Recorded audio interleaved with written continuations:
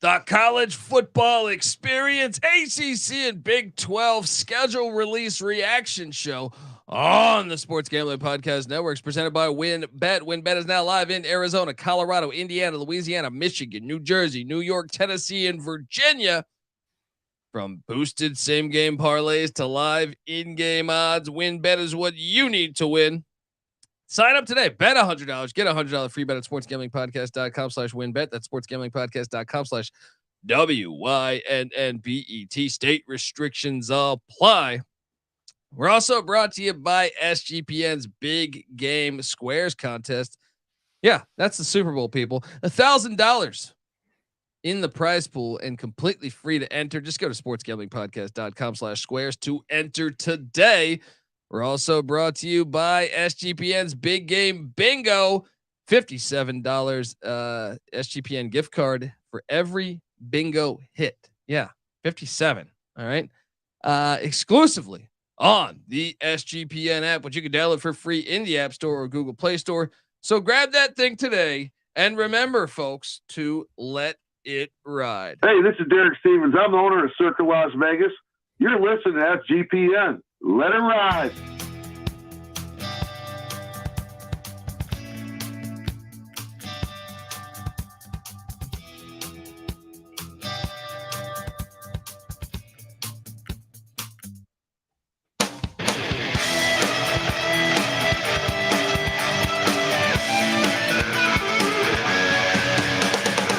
Yes, yes, yes.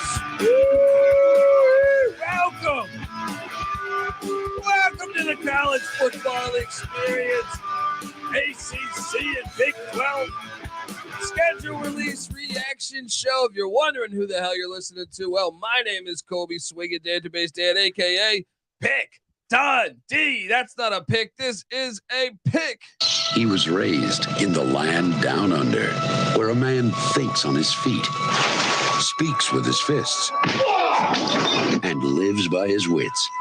When Dundee happened, he was a superstar. Sometimes it may be good, sometimes it may be shit. And you're nothing but a chameleon, lemon-headed, coward, terrorist pussy. And I'm after you, buddy. You're going to pay for it. Good night.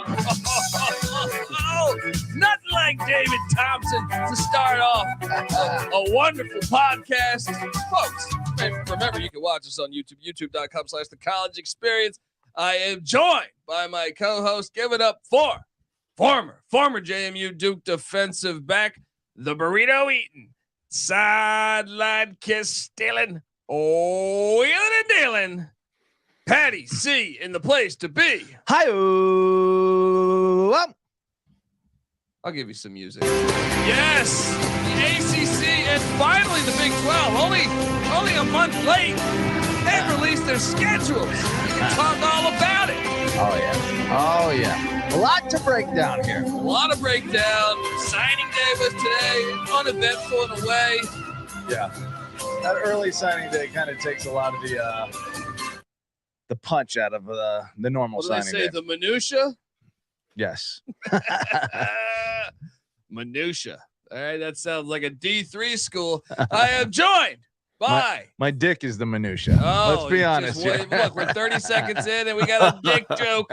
Joined by third man in the booth, the DFS god himself. Give it up for the rooftop IPA drinking, home brew making, Tobacco Road living, the free lock giving, former Herndon Basketball League MVP. Give it up for NC Nick in the place to be. There we go. What's going on, guys? Back to Wednesday night. Boom. Yeah, I mean, there's some scheduling conflicts. What was this cutting into your Taco Tuesday, Colby? It was that, and big fan. Marist seems to play a lot on Tuesdays. I'm always trying to watch the Marist basketball games. The Red Priorities Foxes, here. Watch out. Yeah, the Red Foxes, baby. So we got a lot to talk about here. A lot. The sport is every year, I feel like, becoming more and more talked about. From an off-season standpoint. I want to hop in and talk about before we get to the schedule, because obviously ACC and ACC getting rid of divisions, so that's new, right? This is their first year without divisions, and then you have the Big 12, aka the Big 14, this year, doing a nice little fuck you to Texas and Oklahoma. Hopefully, I know they tried to buy their way out. I read an article today about how they were trying to get to the SEC this year. Wow. And the Big 12's sticking it to them. Maybe that's why it took them longer to release a schedule. They had 4 more teams than they're used to. It takes some more time. Well, and the potential of if they go back and try to spend more money, maybe I don't know. I'm sure that became a big deal. Legal battles potentially delaying things here. I know you love border battles, but it turns out you like legal battles too, huh? I love a good legal battle. Can't wait to get married and divorced. I'm gonna have a long legal battle there.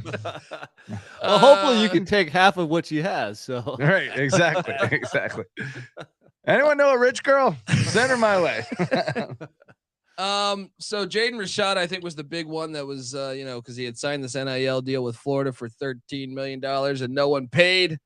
And then he was all over the place. He wasn't going to. He originally wanted to go to Miami. Then Florida thought they would pay him $13 million. He didn't get paid. And he's from 4-star, buddy. Come on. Yeah, he's from Pittsburgh, California, and he ends up now at Arizona State. Signs with the Sun Devils today. That's their highest rated quarterback recruit. Well, since Jaden Daniels, but that's what they do. Jaden, high ranked Jadens. Yeah. Wait, was he? What was the final result of that? I heard that there was. Speaking of legal battles, the final result is he didn't get $13 million. Yeah. Did he get anything is the question. No. It was just a mutual release, right? Well, here's what's tricky about this. No, it was mutual because Florida couldn't pay. And Florida knew that they had to release him because if the NCAA looked into it, you're not in the state of Florida. They have a thing where the university can't be in connection with that. Ooh. So it was in their best. What up, the Kai? It was in their best interest to do that. But also it's really a bad look for Florida because every other school is going to use that against them when it comes to when it comes to recruiting. They didn't pay. Didn't I also hear that happened at USC? Didn't Jordan Addison say he's not getting anywhere near as much as he was promised? I heard that. I don't know that that's true. Yeah. I just wonder what kind of do they sign a contract for this NIL? Is it I don't know. Binding. I wonder, yeah, exactly. And who is it just here's the money, or do you have to do certain things? Do you have to is it incentive based? I have no idea. It's nobody knows about how these kids and no one will. No one will because these are not the university. No one has to turn over any information. Right. Maybe that's fine. It's just interesting. It's really interesting. Well, but we know he was promised 13 minutes. This is what's hilarious is in a way, his dad played at Arizona State. So it makes sense that he lands there. And he said this wasn't money driven now to go to ASU. Yeah. Yep. Sure. Going to buy ASU's not paying. Right? But I'll tell you this though. He should have known that the market value for the quarterbacks, no one's paid 13 million. Even, the kid from Tennessee got what, 10? And he's a 5-star. And like I said, 4-star. I told you he's a 4-star. Come on, man. So the market value of them, I don't know. But you gotta tread a little bit lightly on this because these are just boosters. I guarantee you a booster said, I'll pay you $13 million to not go to Miami. And then it still kind of worked out. And then he thought about it and goes, I'm not giving a 4-star $13 million. This is this guy's probably on his yacht drinking, having margaritas. Oh, I'll buy the guy. I'm thinking Dumb and Dumber with the IOUs and they're buying Ferraris and shit. All right. Well, welcome, you got, Jaden. Welcome to the real world. Now these kids are gonna have to grow up sooner if they're talking about this kind of money right out of high school. So yeah, a promise. What the hell's a promise? A promise? Well, no. Promise ain't jack. That's right. But they had to, this is a bad look for Florida, man, because they're not going to be able to you're thinking about going to Georgia or Florida? Yeah, they're offering me $2 million, but they don't pay $2 million. We'll give you $1.2 million because we have a clean record here. Yeah, you're not even going to see the $2 million. Come on, we've seen this. Jaden Rashada, come on. That's a good point. Give it a couple years, and you'll see if schools start to develop reputations. Reputations for talking a big game, but not really coming through with the cash. It's unbelievable that you can't be contractually bound to an NIL deal when there's this amount of money being, promised and potentially given. Well, this isn't Rashada's fault. That's not his fault. I'm just saying it's his fault for not getting a contract signed. Oh, so are there NIL contracts in existence that so are binding? I would think so. They would have some. I mean, then fuck him. Sorry, Jaden Rashada, you're probably a great guy, but oh no, I would say you took an IOU and the collective. And one thing I would say, if anyone's never signed a letter of never signed, what is it, the letter of intent, the NLI, because that locks you into there. Just wait and see your value. You might benefit also by don't sign your NLI without the NIL. Yes. Come on. Well, and if you wait, if another team's transfers, like the new game is to wait all the way, I would imagine. Yeah. Because your value, you might be the 80th ranked cornerback, but all of a sudden, if the starting cornerback for Ole Miss goes to Ohio State, like say just happened this past week, maybe your value goes up. Yeah, you can sign. What do they have in a signature that, as soon as you sign this, you are both committed and you are also guaranteed your money, and so no. Well, they also might have a thing of like your first year's $2 million, your second year, you win a national championship. Like I said, it might be incentive based or something. Yeah. Who knows?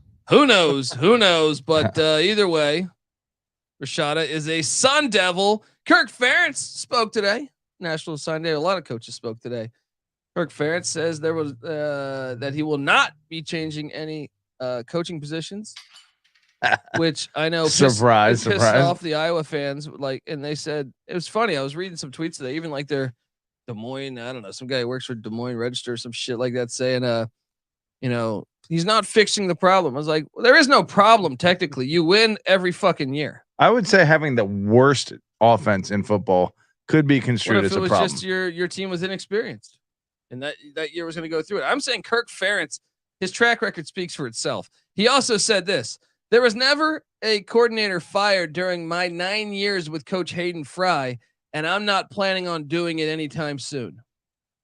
Look, I think it's kind of neither here nor there. It's like, I'm not saying his son deserves to be fired. That's the other elephant in the room, that the OC is his son, so it's not like it's anybody else. But I think, just because the predecessor didn't fire somebody, well, maybe he didn't have to. Maybe those, coordinators were good. Well, also eventually, back then you had stability too. Yeah, but eventually, if a coordinator is not cutting it, then you do have to get rid of him. Yeah, I mean, this team was a game away from playing for the Big Ten championship. Right. The other thing too is that a lot of people that don't like the unsexy brand of football. Yeah, and that's what Iowa is. It's true.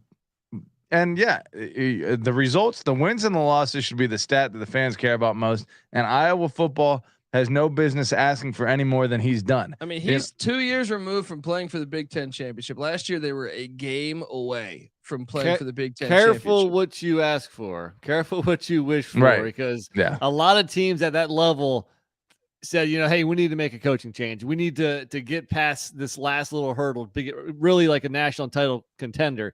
And then they fired somebody. Take a look at Nebraska. Yeah. Right down the road. Yeah. Okay. So just be careful what you wish for when you have a consistent 8-4 winner. You're not far from being Indiana if you get rid of Kirk Ferentz. Yeah, with all that local talent in Iowa.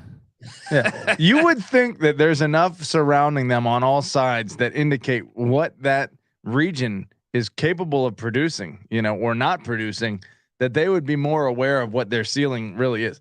Who's to say what their ceiling is? But they have a very high floor under Ferentz. They should be pretty happy with that.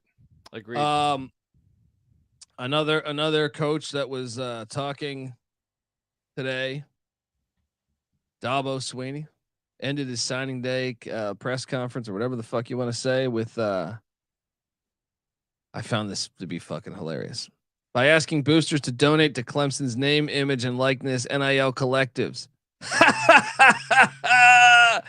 He said there's not one kid that has come to Clemson for NIL. Not one. But we don't want anyone to leave because of NIL. Get the fuck. He's the guy that never was going to pay player. Get the fuck out of here. He's so full of shit. Who is it? Mike the Bellamy's ultimate used car salesman, Dabo Swinney. He's Spurrier in today's era. You're right. Tell me that's not classic. Well, he was a couple years late on this probably, but it sounds like he is realizing that the future is NIL, it is transfer portal, and you can't be stuck in the old ways. So last off season it was Saban basically saying the same thing, kind of in a roundabout way, saying, "Hey, boosters, pony up more."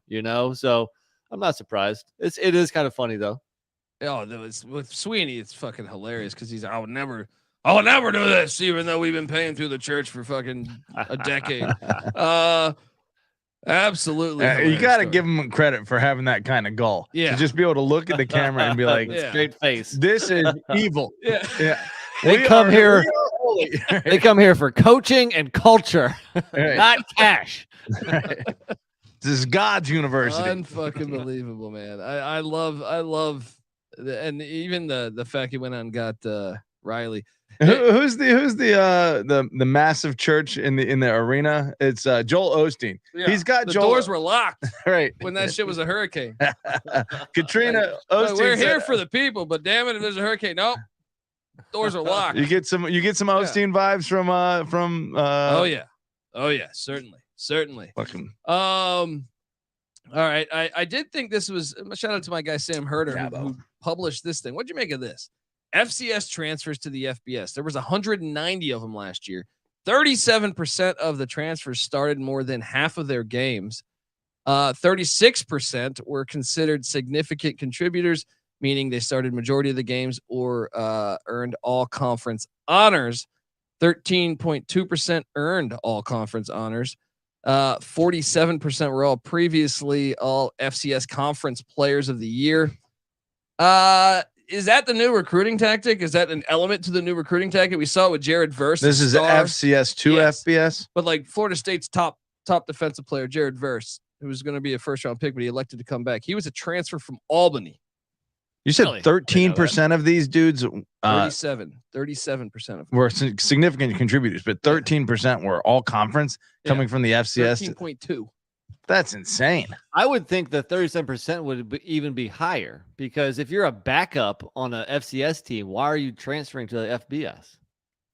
Unless you thought you had some significant PT. But you definitely have some like Cam Ward. You had some that were really great players this past year that jumped up. I'm drawing a blank. There was a corner that came from the FCS ranks. But anyway, I think that kind of just adds to the point that today's recruiting, you should be also scouring the FCS for talent. Sure. Dude, 13% are all conference. Yeah. That seems like a really high number. I want to say Penn State's got an offensive lineman that came over from the Ivy League that was a beast this year. That seems like a high number. It seems like a low number. You would think. For all conference, for a fucking dude that was just playing at an entirely lower level to come up to the FBS and be one of the best players in the country at an over 10% rate. You would think that they would. All conference player was at the FCS level. No. Hold on. 13.2 earned all conference honors this year at the FBS level. Yeah. Oh, they just came up and were better than everyone at the FBS level. That's over a high. Okay. Over 10% of them. Yeah.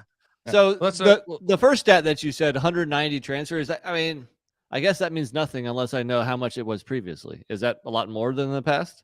Yeah, I'd have to do the deep dive there, but either or. I was just making the point that like that's an element of recruiting now that get a guy that's proven to be very good on the FCS is almost more important than getting a guy from high school that's a little bit of a question mark. Well, look, sure. We see this in college basketball all the time. College basketball, basically the FCS is like the lower level of Division I college basketball, and we see those guys transferring up all the time. So yeah, it makes complete sense. Yeah, in college basketball, we have a much clearer picture of like where the Venn diagram of talent, or I guess the levels where the smaller schools match up with the bigger schools, and there's some crossover there. We don't have that as clearly with the FCS, but this could be a tool to help us kind of understand how talented the FCS programs really are. Yeah. I mean, especially along the line of scrimmage, I saw, Oregon got an offensive lineman from Rhode Island that's supposed to start day one, and everyone was after him. I'm talking Bama. Everybody wanted this kid from Rhode Island, the Rams. Yeah. You would never think. Charles Haley was at James Madison. Boom. Five rings. Sorry. Patty C. You tell me Patty C. was that close to getting 5 rings? Just one. He could have been the next Jason Sehorn. He was that close being the next Jason Sehorn. No, I wasn't. Some other news. So the ACC released their schedule, and they have Pitt playing Syracuse on Saturday, November 11th at Yankee Stadium to honor 100 years of college football at Yankee Stadium. See, I like this. My only problem is I don't think it should be a conference game. Yeah. I like the fact you're honoring the 100th year of playing college football at Yankee Stadium. And I'm actually one that wants more games at baseball stadiums. If you're going to do neutral site games, it just pays to our homage. Or like we're paying. You're the only one screaming for that too. You're like, yes, Probably the only one more screaming football for games in baseball stadiums. Well, that's just for over 100 years. That's where so many great college football games were played. I feel like it's just kind of weird playing though. Well, it's kind of weird with the stands like being so far back because it's not shaped the right size and everything. I mean, it's outdoors. That's cool. I don't have a problem with it, but I'm not necessarily saying yes, we need more of that. I'm not saying we need more of it, but if you're going to tell me like that Oregon Georgia game, if you're going to put this in the that ridiculous roller rink, might as well just pay homage and play it at the fucking Atlanta Braves Stadium. True. Let me push back on you, Colb. You're a sucker for tradition in inconsistent ways, right? You hate the Bulls. You hate the Bulls, but you want to see games played at presumably neutral site locations. As long as they're classic outdoor venues. Here's why I wouldn't hate the Bulls if Ryan Kramer has this idea that they should start their season with a neutral site bowl game. Okay. If that was the case, I would love it. But I hate the Bulls because they ruin who the real champion is. Just yesterday, someone was talking about the 96 BYU team. And I'm sitting there looking at it and I'm like, wait, they had the same record as the national champion. They never played each other, but yet they're not known as the national champion. What the fuck am I missing here? Penn State, you know what I mean? Like Penn State 94. Yeah, there's Undefeated. a lot of them. Every year you can say this, and you're saying to me, and I've made this case. Well, there's that's never a been a different national argument. champion. Your hatred for the Bulls is also because of their neutral site and often indoor location. Yeah. So would you say that your love for the baseball stadium games has to do with the fact that they're outdoor, number one? Yes. And a classic venue, a new baseball stadium doesn't do anything for you. No, I would still do that over like to me, like the Peach Bowl used to be played outdoors. Now it's in the Georgia Dome or whatever.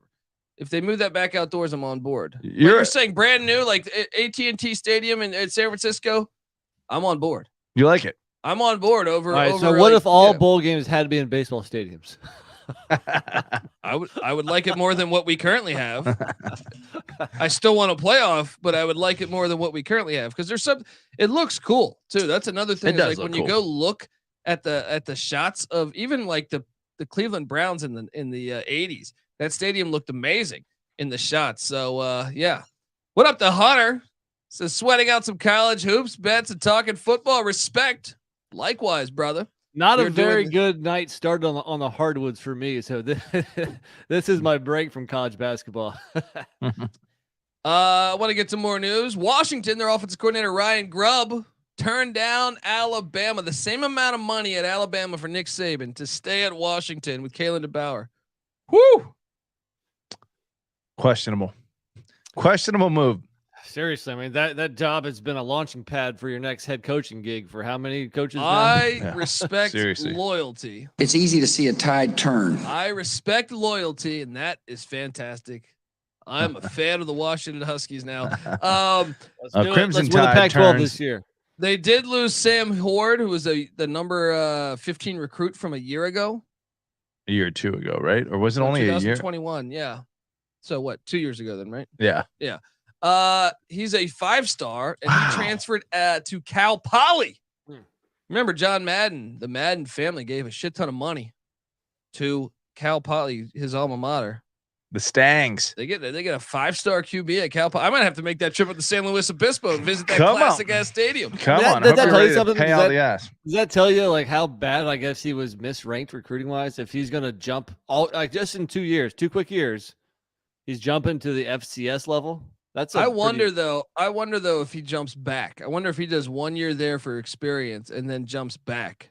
I mean, he could have transferred to any number of FBS schools and probably got experience if he's a but we don't know. I don't know that he would start right away. Yeah, dude, if he is at all, even a 3-star, he would be competition with a lot of different schools for that starting gig, but especially if he's a 4-star. He's got lineage too. Damon Hjord. Well, that's the crazy thing with him transferring away from Washington, where all the hordes went, right? Didn't they? Yeah. What if he goes back in a year though? Why? When Penix graduates. He just wants the PT now, and then he goes back. Not a bad. The one-time transfer. I'm confused on that. That's done. No, but everything is fucking done. The NCAA, they still have it, but no one fucking polices it. Yeah. And also, he's probably graduated. I think if you go FCS to FBS, it's okay. FCS to FBS. Yeah. No, that was wasn't that the no FBS to FCS was what's okay. FCS to FBS. All I know is they don't police it anymore. Yeah, probably not. They're not really policing it anymore. Well, maybe he shows out for the Mustangs, and good luck to the guy. But interesting that a family legacy legend is just calling it quits. He is calling it quits, and hey, but dude, we've seen it before where players left and came back though. So well, whatever it is, he's trying to get PT, so you got to respect that. All right, before we get to the conferences, I want to talk one more thing. The Eagles won the NFC, and I think if you ask most Eagle fans, their top rival would be the New York Giants or the Dallas Cowboys, right? Yeah, they've ruined the Washington Redskins, so they're kind of the NFL ruined them. But Dan Snyder ruined them first, and then the NFL didn't help. The Empire State Building in New York City lit up green for the Eagles clinching the NFC Championship.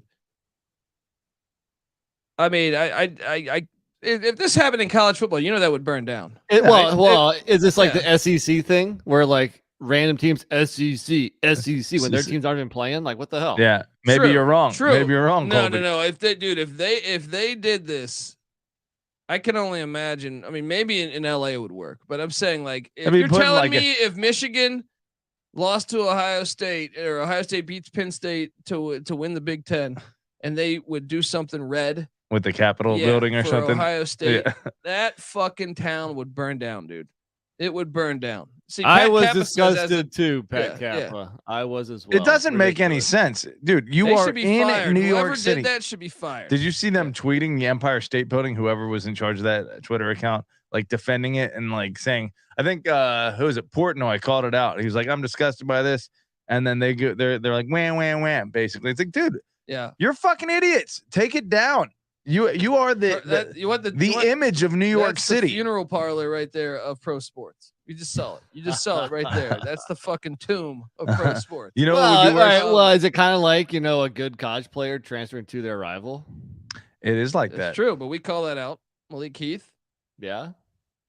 Jermaine Burton. Yeah, but that's not even their rival. But that one. Yeah. Malik Heath is like that the UCLA. That's the Mississippi State to Ole Miss. Oh, Ole Miss. Yeah. That would be, what that'd be like? That'd be like putting the Dallas Cowboys star on the Washington Monument. Oh. Yeah, that'd be fucking disgusting. Yeah. Take that back, Patty. Yeah, don't even say those words again. The fact that you are puking inside right now is how the Giants fans probably feel about this. All right, let's get into picking some some schedules essentially on which ones we think are elite, which ones we think are just bullshit. But let's get some music. Run and shoot. We can really run and shoot. And the whole team's looking and the whole world's looking with the cameras. All right, we got the ACC. No more divisions. Conference in the world. No more divisions. No more 6-6 UVA playing Clemson in the ACC Championship. We think. So now we have like the what do you want to call them? Like what do they officially call them? They're not pods. They're scheduling partners. I mean, what's the buzzword? These fake rivalries. Like, we honor Florida State Syracuse as I guess an they annual call rivalry. It the 3-5-5 structure. Yeah, whatever. I'm not exactly sure. So you have three teams you play every year, and then what's the 5-5? Jeez. You face the other 10 league teams twice during the 4-year cycle, once at home, once on the road. You play 3 teams, every year. and then the other 10 teams every other year. So right off the bat, does anything stand out as like the toughest group of 3 or the easiest group of 3? I mean, do you guys have that in front of you? I don't. But I have each schedule I was going to go through, but I don't. We can do that too. I mean, I don't know. Just kind of looking at these now. Do you have it in front of you? I am looking at it. Google ACC protected rival pods, and that'll pop up right quick. Permanent rivals. And it's kind of tough to say because teams go up and down. If you look at it right now, well, that might be totally different in 5 years or something.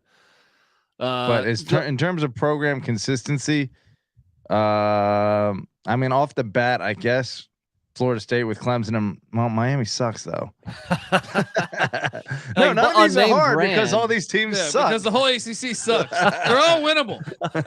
Well, when I was going through it, I went through like the first like 6 or 7. I was like, I don't know, because it's I think they did a pretty good job having at least one kind of tougher opponent, one middle of the pack, one easier. But you're right, it all can change in like 2 or 3 years or even next year. So maybe that exercise isn't even worth doing. I would say NC State getting Clemson, Wake, and North Carolina. As long as Clawson's there, I think North Carolina is always somewhat decent. Yeah, Wake's become a good program. Yeah, that's probably the one that stands out to me most. Yeah. I think you're right. Yeah. I think that they did completely botch the fact that they could have had Clemson, Miami, and Georgia Tech, who geographically would be the closest team to Florida State, but they just didn't. They wanted to compare. So I guess you got to give them a little credit for trying to keep it competitively balanced and not favoring one team over another. But they did fuck up. Like, just go for the rivals. They're not going to be a conference in a decade. This is going to be I hate to this is why the ACC sucks. It's because they do that. Yeah. Well, I am excited as a Duke fan. Our trio is UNC, NC State, and Wake Forest. So we're keeping it completely North Carolina centric, and that should be a lot of fun because before this, we would play NC State like once every 6 years when the two schools are 15 miles apart. Yeah, and what'd you think of the ACC? I know we're switching. Yeah, they nailed it with here. Duke. So originally, the Labor Day game for Week 1 was supposed to be Louisville at Georgia Tech, but not in Bobby Dodd at that filthy roller rink where they play those shitty Falcons games, right? Thank God they changed that. Who the hell wants to watch that game? Well, they moved that to Friday night, so we're still stuck with it prime time. But on Monday, now we have Clemson at Duke on Labor Day. Hell yeah. They didn't play last year. This should have been the ACC Championship last year. If we didn't have the pods, I think it would have been. I don't know if Duke is ready to go toe-to-toe with Clemson Week 1, but why not? We did laugh at this. Wait, this is in Durham though. This isn't the Chick-fil-A kickoff, or have they changed it? No, it's in Durham this year. It's in Durham. Yeah. Wow. But that's not too crazy. I mean, it's those stands are going to be about 75% Clemson fans. Get your tickets now. Don't sell them, Nick. Yeah. Don't sell. You better be wearing the blue. From those Clemson, you should at least buy like 20 because Clemson fans are going to snatch them up. You can make some capital. Ask our friend Kyle that bought Wu-Tang tickets. And then we went to go and he goes, dude, I can sell these for $2,000. And I was like, I would sell them. And he sold them. Did he come out? He came out. He made a lot of money on those. Nice. Look, we're all Wu-Tang fans, but $2,000 a ticket? Are you serious? Yeah, come on. Yeah. What? That's what I'm saying. Not that big of a fan. He's like, I paid $100 for this. Yeah. You get to smoke weed with Method Man? So let's hop into this because the first one, and I feel like I don't know what the win total is going to be, but I feel like what did Boston College do right? And Hunter says Duke's a football school now. He might have a point there. Mike Elko doing the damn thing down there in Durham. But Boston College. So let me rattle this off. 0 back-to-back away games for the Golden Eagles of Boston College. Patty C. They miss on playing Clemson. They miss on playing Miami. They miss on playing North Carolina. Those are the top 3 schools recruiting wise. They miss on playing NC State. They miss on playing Wake Forest, and they miss on playing Duke. Fucking believable. They catch both Florida State and Virginia Tech and Miami at home. All 3 of those. So if they're a good team, they only play 8 Power 5s. I mean, they do have an FCS game, but it is Holy Cross who could beat them. But I mean, this schedule's to start things off. We're going alphabetically. It's one of the easiest. Yeah. This has got to be the easiest. I think let's take one quick step back. I think in general the ACC schedule pretty tough. We're going to go through every team. There's a lot of teams with multiple or like really two good out of conference games. Notre Dame and somebody else. Boston College is definitely not one of them. This is an easy slate here, but I mean it's probably good for BC because they're not very good. But if you're looking at a team total that probably like at 5.5 or 6, yeah, maybe you're thinking of an over. Oh, I mean, what is they have like a couple just flat out losses, which is probably, I don't even know. I mean, yeah, it sucks they get Florida State on September 16th. You'd rather play Florida State when it's cold, but what's the flat out loss? Florida State, Louisville, maybe, or Pitt. Pitt on the road toward the end of the season on a short week. That's not necessarily a flat out loss either. Hafley had them pretty good, but what were they 2-10 this past year? They had a lot of injuries though, man. Their whole O line. They got a lot to figure out. They were only 2-10. Life in the ACC. Maybe go with the under. Maybe go with the under. Dude, that schedule is amazing. No back-to-back away. They won 3 games. Okay, Patty C. Was it Give 3? That third. 3-9? They went 3-9. Sorry. Is Holy Cross the best team they play? Yeah, I'm gonna say that the non-conference slate isn't, even though like these they don't teams play any Power Fives in the non-con. I know, but Holy Cross, a pretty darn good FCS. Well, I would sure hope they would schedule one of these ones to be tough since they're not playing. Army traditionally kind of tough. UConn on the rise, and they're all regional. Fake ass out of conference schedule. Okay, it's a little weird. Let me explain this. Shove it up your ass. Let me explain this, Pat. 8 Power Fives for Boston College. Guess what? Clemson has 10. Duke has 10. Florida State has 10. Georgia Tech has 10. Louisville has 11. Miami only with 9. North Carolina with 10. NC State only with 9. Pitt 11. Syracuse 9. Virginia 10. Virginia Tech 10. Wake Forest 10. So only one is playing 8. Okay. Yes. And see what I mean? Easier. Some pretty good scheduling in general. Boston College not included. I like this. Hafley's plan to get the fans back into BC football. Schedule nobody and just try to win. Probably gonna go 4-8. But I mean, they probably play the best. Let me just double check here. Yeah, they play the best FCS though out of the whole entire conference. ACC. Oh, bravo! Bravo! So they do have that going. I'm just saying some okay. Group of 5 teams here. Army, solid traditionally. UConn getting better, and NIU was conference champs just 2 years ago in the MAC. Who's their toughest game? Non-conference. Army on the road, probably. Come on, that's. I mean, schedule. Move along. Army took fucking Oklahoma to overtime recently. 5 years ago. Michigan to overtime recently. 4 years ago. Okay. They've still been okay. Okay, it's an easy schedule. He's like, they won, Army won the Natty in 1931. Let me tell you this. Tough game. If Hafley does not perform, I'm saying it right now. Bill O'Brien will be the coach of the Boston College Golden Screaming Eagles. Steve Belichick. Steve Belichick. There you go. Next up, we got the Clemson Tigers. They have one back-to-back away game, but they have a bye week coming into it. Shout out to UAC. Shout out to UACC. Probably not a coincidence. Now they miss. I do think this. You're probably upset if you're a Clemson fan because you don't play Virginia Tech, Louisville, Pitt, or Boston College. I would say 3 of those 5 are for sure wins. Louisville and Pitt could be the teams that you could talk me into saying wins, but Virginia Tech, and BC, you kind of want them on the schedule. I think this year, so perhaps they're given to, and then they have the 2 Power 5 out of conference games with Notre Dame and South Carolina. They have a shitty FCS in Charleston Southern, but hey, it's a decent schedule. What do you make of the schedule, Nick? No, I completely agree. I think this is a legit schedule. I think if you're looking at, I don't have everybody else's schedule in front of me, but for the last like 5 or 6 national champions, this is probably harder, at least out of conference wise, than the others. Now they do get the break of playing in the ACC, obviously, compared to Bama or Georgia or somebody else.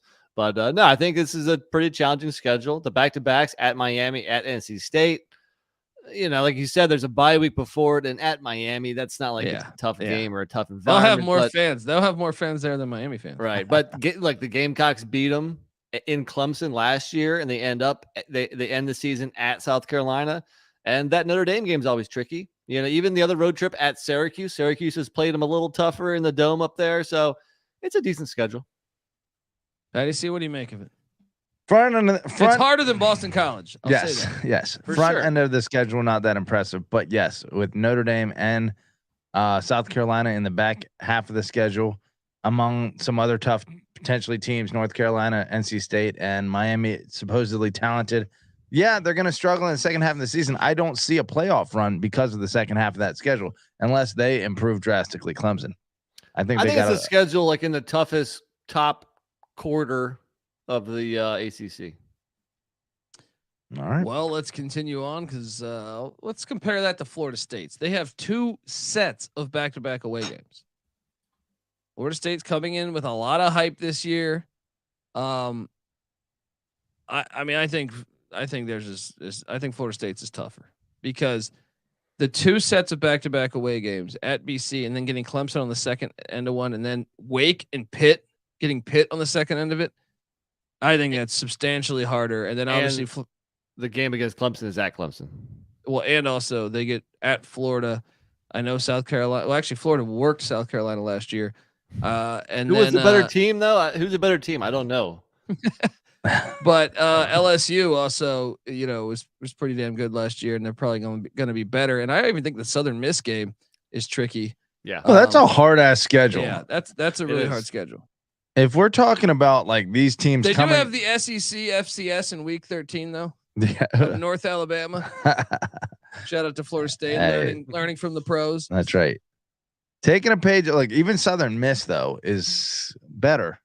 So that's it's at Pitt in November. You like to see the away games up north later in the season. Yeah. And drawing Virginia Tech. Look, say what you will. Say what you will. It's a bye week. Look, Virginia Tech. Did you watch them last year? Did you realize that was year one? Did you realize that was year one? This is still a program that played for national championship 23 years ago. Oh, they were only the most winning team for that entire decade of the entire conference. Yeah, that decade's over. Okay. All well, right? Guess what? They are still a talented and proud program, and they shouldn't be slept on. Program. This guy's you should run for fucking mayor. I mean, right? This guy's gonna sit here and try and convince me that because Georgia Tech has had a better year in the past 3 years, that they're a better program right now. Well, they won a national championship in the 90s. Split. They won half a national championship. Virginia in the 90s. Tech's never won half of anything. Okay.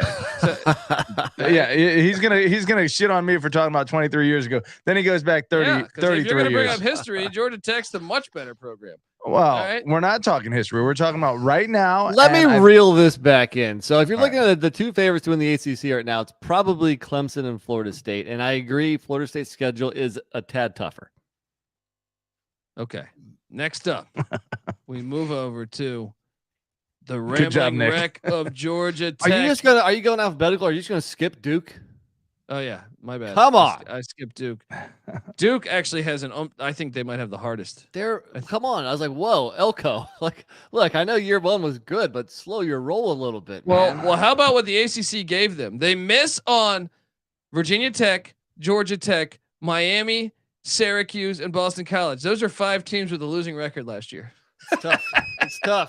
2 sets of back-to-backs. They're like, hey, Duke's gonna have to play every decent team in the ACC, and none of the shitty teams, except they do have Virginia on the schedule. 2 sets of back-to-backs. I mean, this is just not gonna. I'm curious. What do you think Elko can do with that? This is probably the hardest schedule in the ACC. I mean, you can't blame Elko though, because he didn't. The non-conference isn't that tough. Well, they still play Notre Dame and Northwestern out of conference. Northwestern. Every other year, they win. They've 10 been games. asked 3 out of the last 4 years. Okay. So Duke won 8 regular season games last year. Do you see 8 on this schedule? And they go to UConn, dude. That's kind of tricky. I think they need that one. If they can beat Lafayette, Northwestern, UConn, you probably start the season at 3-2, and then. And then there's a bunch of like 50 games. I think getting to 8 would be. I'd be very happy. I think you're happy at 6-6. I don't think you're ever happy when you go two less wins in the previous year and you return everybody. Dude, that back half of the schedule. So look, their final 8 games to me are all against 7 of the best teams in the conference. It's tough. You get Notre Dame, then NC State, Florida State, Louisville.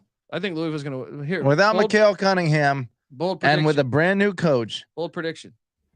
I got Louisville playing for the ACC Championship next year. You said that this past year. How'd that happen? How'd that work out for you? Did I say that? I think. How many years was Brohm? I trust Jeff Brohm. How many years was Brohm at Purdue? I don't know, 4 or 5, something like that. And they managed to get to the Big Ten championship in his final year. All right. What makes you think didn't have the portal though? He's capable of that kind of turnaround in year one? The ACC sucks ass. Okay. And I'll Shout get out to James S in the chat. Are we done with Duke? Or I wanted to say one more thing, unless you were still on Duke. No, let's still talk about Duke. I mean, I think you got to be happy at 6-6. I think looking at that schedule, knowing you don't get the Georgia Techs, the Virginia Techs, all the shit right now in the ACC, the ball, you don't even have Boston College in there. What are the 6 wins? It's like you got, what are your cupcakes? There's Northwestern probably. Lafayette, Northwestern, UConn, and Virginia. That ones that you'll probably be favored in. Yeah. It's 4 games. You're favored in 4 games. So if you then pull the upset twice, which I think you should be happy, you pull the upset twice. 6-6 is what you should be. You're probably happy right. with. Yeah, you're probably right. Now, one of the second road trip, the second back-to-back road trip at UNC at UVA. I think can you have wine and cheese 2 weekends in a row? Duke is gonna be tired of seeing so many sweater vests in the stands. I feel like Wake is preppy ass. Wake is part of that crowd too. That's 3 straight weeks. Wake, UNC, and Virginia. The amount of wine and cheese consumed. Well, the Wake game is not a road trip though, but yes, I get your point. Dude, that schedule's brutal. It's tough. That schedule is the most is so far the toughest. There might be a couple others that I have on that level. I think this is a step up. Dude, I do not think that's a brutal schedule. For the ACC, I'm saying. Okay. I think it's the hardest we've got. Would you agree that it's the hardest we've done so far? I mean, obviously Boston College isn't in the mix, so it's between Clemson and Duke since we've only done 3. No, we did Florida State. Oh, Florida State, true. We skipped them. I think Duke's is the hardest. The second hardest is Florida State. The third hardest is Clemson. The fourth hardest is Boston College. I'd agree with that order. All right, sure. James, I will not be in Phoenix for the Super Bowl. I don't know about the folks on the West Coast who are a whole lot closer. Stacking the money. Stacking the money green. Ryan McKee and Ryan Kramer will be there, so hit them up. We will not be. I run from the Super Bowl. All right. I think you're corporate, right? You don't even watch. Yeah, and it's in a dome too. Maybe if it was outdoors. I've been to that shitty stadium. All right. That stadium sucks. You were there for the. That stadium sucks. All right. What was that? LSU versus UCF back in the day. Yeah. Let's hop on over and talk a little Ramblin' Wreck. Patty C, this one, 2 sets of back-to-back away, but I think they miss on Florida State. They miss on NC State. They miss on Pitt and Duke and Virginia Tech. 4 out of those 5 teams they miss on had winning records a season ago. They have Ole Miss and Georgia at a conference. Ouch. Are they gluttons for punishment? I mean, you play Georgia every year. Why schedule another SEC team? What are you doing? That's ridiculous, especially when you suck. Money. No, but they're broke. They need more money. They need to schedule 12 Power 5s. What do you make of Brent Key's first schedule as full-time head coach of the Rambling Wreck, Patty C? Well, South Carolina State and Bowling Green aren't exactly murderers. Bowling Green was a bowl team, right? Weren't they a bowl team a year ago? I think they got there, didn't they? Yeah, I think they got to okay, the MAC is going to be the MAC, but I wouldn't say Bowling Green is necessarily, a very it's not you can't schedule much easier than Bowling Green traditionally. Yeah, I mean, their scheduling 10 model. Power 5s. Ole Miss, Georgia, that's bad. That hurts. But Ole Miss, Georgia at Clemson. That hurts. They have a back-to-back away of at Ole Miss, at Wake, and then they have another back-to-back away of at Scott Stadium and then at Clemson. They're gonna probably lose 6 games again. Yes. I think it's pretty tough. I mean, I just think you just have to look at those two SEC opponents. Especially one on the road at Ole Miss. You don't have a chance there. You're just your third game with the new coach. Yeah, it's a little bit lighter in conference, but this is probably going to be a team that is rebuilding. So I wouldn't expect much from the Yellow Jackets. They get that Louisville game at the Mercedes-Benz Stadium, which is like gigantic stadium. So I would actually think that'd be 50-50. So it takes away one of your true home games. Yeah. They always get the short end of the stick because that happened with Clemson last year. They played always fucked them over in the Mercedes-Benz. Yeah. You're close enough, and we need a road team to sell out this game. So right. Yeah. How did he get the gig? They don't have money. Lost 3 of the last 5. They don't have the 2 wins were by 1 and 4 points. But he went like 4-2, I think, or no, 4-4 as a starter. So that means, or as a head coach. So he took over for Pitt. Yeah. Okay, I guess 4-4. If 4-4 is enough to land you, they don't have money, from what I understand. I think. Joe, how does Georgia Tech not have money? It's just what I've heard is that they're one of the brokest programs. Dude, I feel like the average, I feel like the average graduate at Georgia Tech, from what I understand, makes like $1 million a year. The endowment for that school should be massive. Should be massive. Maybe they Stephon Marbury in China and ask for some of that money.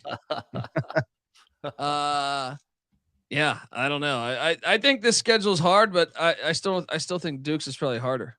I don't know though, because the out of conference is way harder here. Getting Georgia and Ole Miss. Yeah. Well, Duke is Notre Dame, right? So I mean, that's one team on that tier, kinda. Yeah, Notre Dame's better than Ole Miss. I'll say that. Yeah. Some years, most years. Let's hop down to the Louisville Cardinals. This is why, guys. Look, I know they have 11 Power Fives, which only Colorado and Utah so far have, right?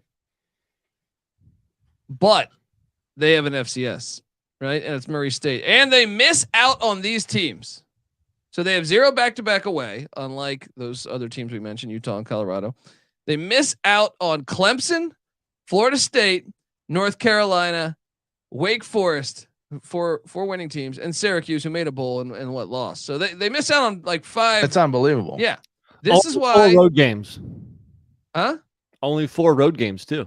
They have the neutral site game in Indianapolis against Indiana, which is pretty you much may be right about Brohm in his first year. They're gonna go to the fucking the ACC Championship. Well, I mean, it's a cakewalk. They could, because your out of conference doesn't count. But out of conference, they get Kentucky, Notre Dame at a Big Ten school.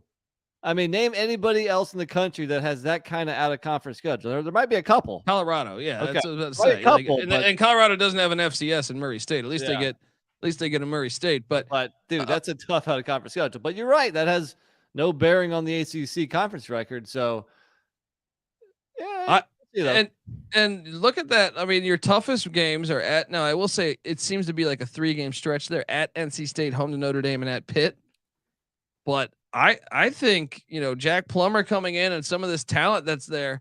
Dude, it took Brohm a couple years to get Purdue going. But Purdue was a dumpster fire. Louisville has more talent at their hands. And the transfer portal wasn't as big of a thing back then. True. I think like, what game won't they be favored in? Okay, maybe at NC State, but conference game. At NC State and at Pitt are the only 2 times they'll be a dog. I don't even think they'll be a dog at Miami. Yeah, it kind of depends on how the year is going, but you're probably right. I mean, the game against Duke, that could be like maybe a 3-point favorite or something. That could be a coin flip of a game. Duke was better last year. True. But yeah, I mean, it's an easy conference schedule. You got that right. They are going to play for the ACC Championship, buddy. You need more than just an easy schedule to play for the ACC Championship. You also need a team. No, and you don't. Yes, you do. What are you talking about? You don't need anything to play for an ACC Championship. Now that they got rid of divisions, maybe you say, "Oh, you got to be somewhat of a decent team." Before, you just be 500, and you can. There's proof. We have proof of this. All right. Yeah, I think Louisville's going to play for the ACC Championship this year. Let's go. That. Jack Plummer coming to a town near you on the Atlantic coast. Yeah, I think that's, dude, this, besides Boston College, I get it. They're playing 11 Power Fives, but I actually think this is like at least one of the top 5 easiest in the ACC. There's not a single game on this schedule that if they're at all good, they shouldn't win. I guess the road trip to NC State. and I would say the road trip to Pitt. Yeah, might be a little more yeah. tricky. Oh, Notre Dame. Shit. Okay.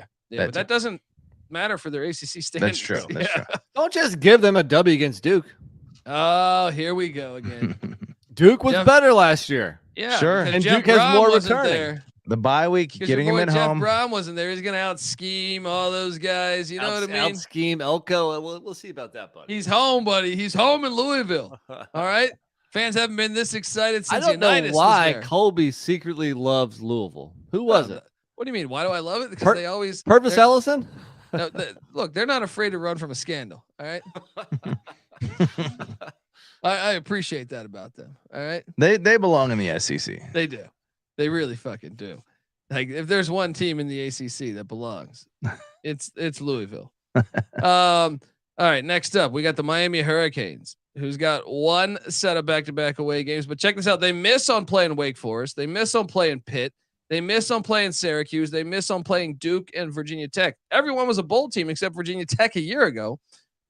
But the Hurricane only played 9 Power Fives. That is the second least in the ACC. They also have Bethune-Cookman as the FCS, and Ed Reed just revealed what a big pile of shit that program is at the moment. How much fun would it have been if Ed Reed, the former Miami Hurricane, would have got a chance to play his old school? Yeah. Yeah. Oh, that would have been great. Well, it would have been fun. It would have been fun. But they couldn't clean his office. Let's look at this Hurricane schedule, Patty. This is one of the easier ones also. I think this is right up there with what was it? BC is pretty easy. Yeah. Well, the front end is easy. They should be 4-1. I mean, they could beat A&M was 4 wins last year, right? Yeah, they could beat them. I mean, Miami was like 4 wins also, though. That's true. 5, They I think. actually Yeah. have a close game going on there. Actually, they played last year, and it was a 1-score game. I mean, if they believe. can get A&M at home, if they can get that done, They're they're have a tough 5-0. game for. I hope that happens. Actually, bite your tongue though, because I feel like Georgia Tech's had their number lately. Probably, but they get them at home off of a bye. They should be able to get that one too. I Especially with hope this- they start off 5-0 because then I can fade the hell out of them down the stretch. Yeah. They'll be a money-making machine. Down the stretch at North Carolina, home to Clemson. They get the NASCAR driver Tony Elliott at Hard Rock Stadium. Then they're at NC State, at Florida State. This is an easy schedule still, though. Let's just call a spade a spade. Yeah. The only Mario Cristobal should win 9 games next year at least. how many New Year's 6 caliber teams are on this? Florida State, pretty much the only one. Clemson. Oh, Clemson, yeah. I'll tell you, if Miami doesn't go bowling, No, they this don't have. year, Oh, they do have Clemson. Oh, yeah. they should What's that? fire his ass if they don't go bowling. Yeah, it's like, how do you not go bowling here? Yeah. How do This you is not like go one of those bowling? SEC East schedules where like you have to really fuck up not to go bowling. Yeah, it's pretty weak. Let's move along to the North Carolina Tar Heels. Now, I don't know if you guys saw this. Mac Brown, a little outspoken on not a fan of what the ACC gave them. I didn't think it was as bad as he was making it out to be. Oh, poor buddy. Yeah. Boo hoo. Now, they do have 10 Power Fives and Appalachian State. So respect in that capacity. But they also, their FCS is Campbell, who actually has been recruiting really well of late. But Dude, the start of that schedule is tough. And from a non-conference standpoint, they did that to themselves. yeah. The So end. essentially- I love the end of it. The end is, I mean, you got That's what he had to be complaining about. right. You got the back-to-back road games, and then the rivalry game against Duke before that, and then it ends with the other rivalry game at NC State. So I think the back of that is fun. Yeah. Yeah. So, but they still pulled the SEC move and added the FCS in November, Right. even though it's Campbell, who actually isn't Maybe Mike like- Minter's got something for his ass.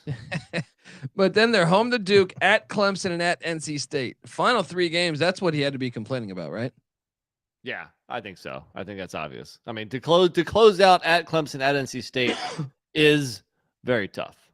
Still, like you're not the one that should be complaining, in my Yeah, opinion. Like don't if wanna you're some of these other schools, what do we say, Duke or Florida State or Georgia Tech, they have more of a beef to complain. I feel like. Yeah, because you end tough, but those last 3 games are tough. But the 3 games before that are 3 easy ass wins. If you throw Miami and Syracuse at home, you could say 5 very winnable games where you should be favored in by a decent amount, by like a touchdown.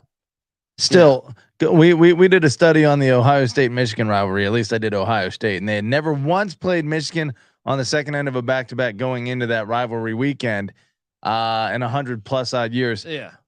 Here we have UNC having to go. Possible? Yeah, well, because they schedule it that way. Yeah. UNC has to go to Clemson and then to their rival NC State. Now, to be fair, NC State, the game before UNC, they have at Virginia Tech, which it's still Lane Stadium. Yeah, it's not a cupcake, but at least they're not going on the road twice in a row to tough spots. At Clemson's the toughest spot you can go right now in the ACC, and then you go on the road to your arch rival. It's tough. That ain't. It's tough. Yeah. I would complain about that. That's what he's complaining about. Okay. Or you could just sack up and man up and face your schedule. Stop being a little without bitch, complaining. right? Yeah. You know what's a nice schedule? We know North Carolina can't do that though. A nice schedule is NC State and Brennan Armstrong because they have one set of back-to-back away games, but they only play 9 Power Fives. Once again, that's some of the least in all of college football. It's like the whole SEC and NC State or Boston College would probably be number 1. Then the whole SEC, and then what they got mixed in with Miami and NC State. I will say though, that's on the road, right? Yeah. So and then hold on, Marshall, but they miss out. Hold on. They miss out on Pitt, Boston College, Syracuse, Georgia Tech, and Florida State. I can understand that side of it of saying, hey, we want to play BC, Syracuse, and Georgia Tech. But Pitt and Florida State, I do think you're happy when you avoid them. You say, okay, I'm glad with that. Yeah. No, this is as good a schedule as you can hope for, I think. Just at a glance here, I mean, you're getting Notre Dame at home, right? You're getting Clemson off of a bye. You're getting North Carolina at home. Yeah. Your FCS sucks. Also mention those road trips. At Virginia, not threatening. At Duke, not threatening. At Wake Forest, not threatening. Your one tough road environment is at Virginia Tech. This schedule's and they're incredible, not dude. very good. Brennan Armstrong is going to win the national championship next year. Yeah, this is as nice as it gets, I think, from how Drake May for Heisman. Brennan Armstrong for Heisman. That's what I say. After looking at this thing, come on. Well, if they were pumping all that, if they're pumping up Devin Leary last year, why can't you pump up Brennan Armstrong? Yeah, they're haters. Brennan Armstrong's better. It's that, you know what it is? It's that lefty, left-handed throwers that have an ugly throwing motion in the first. Naylor's MVP of the fucking what was that?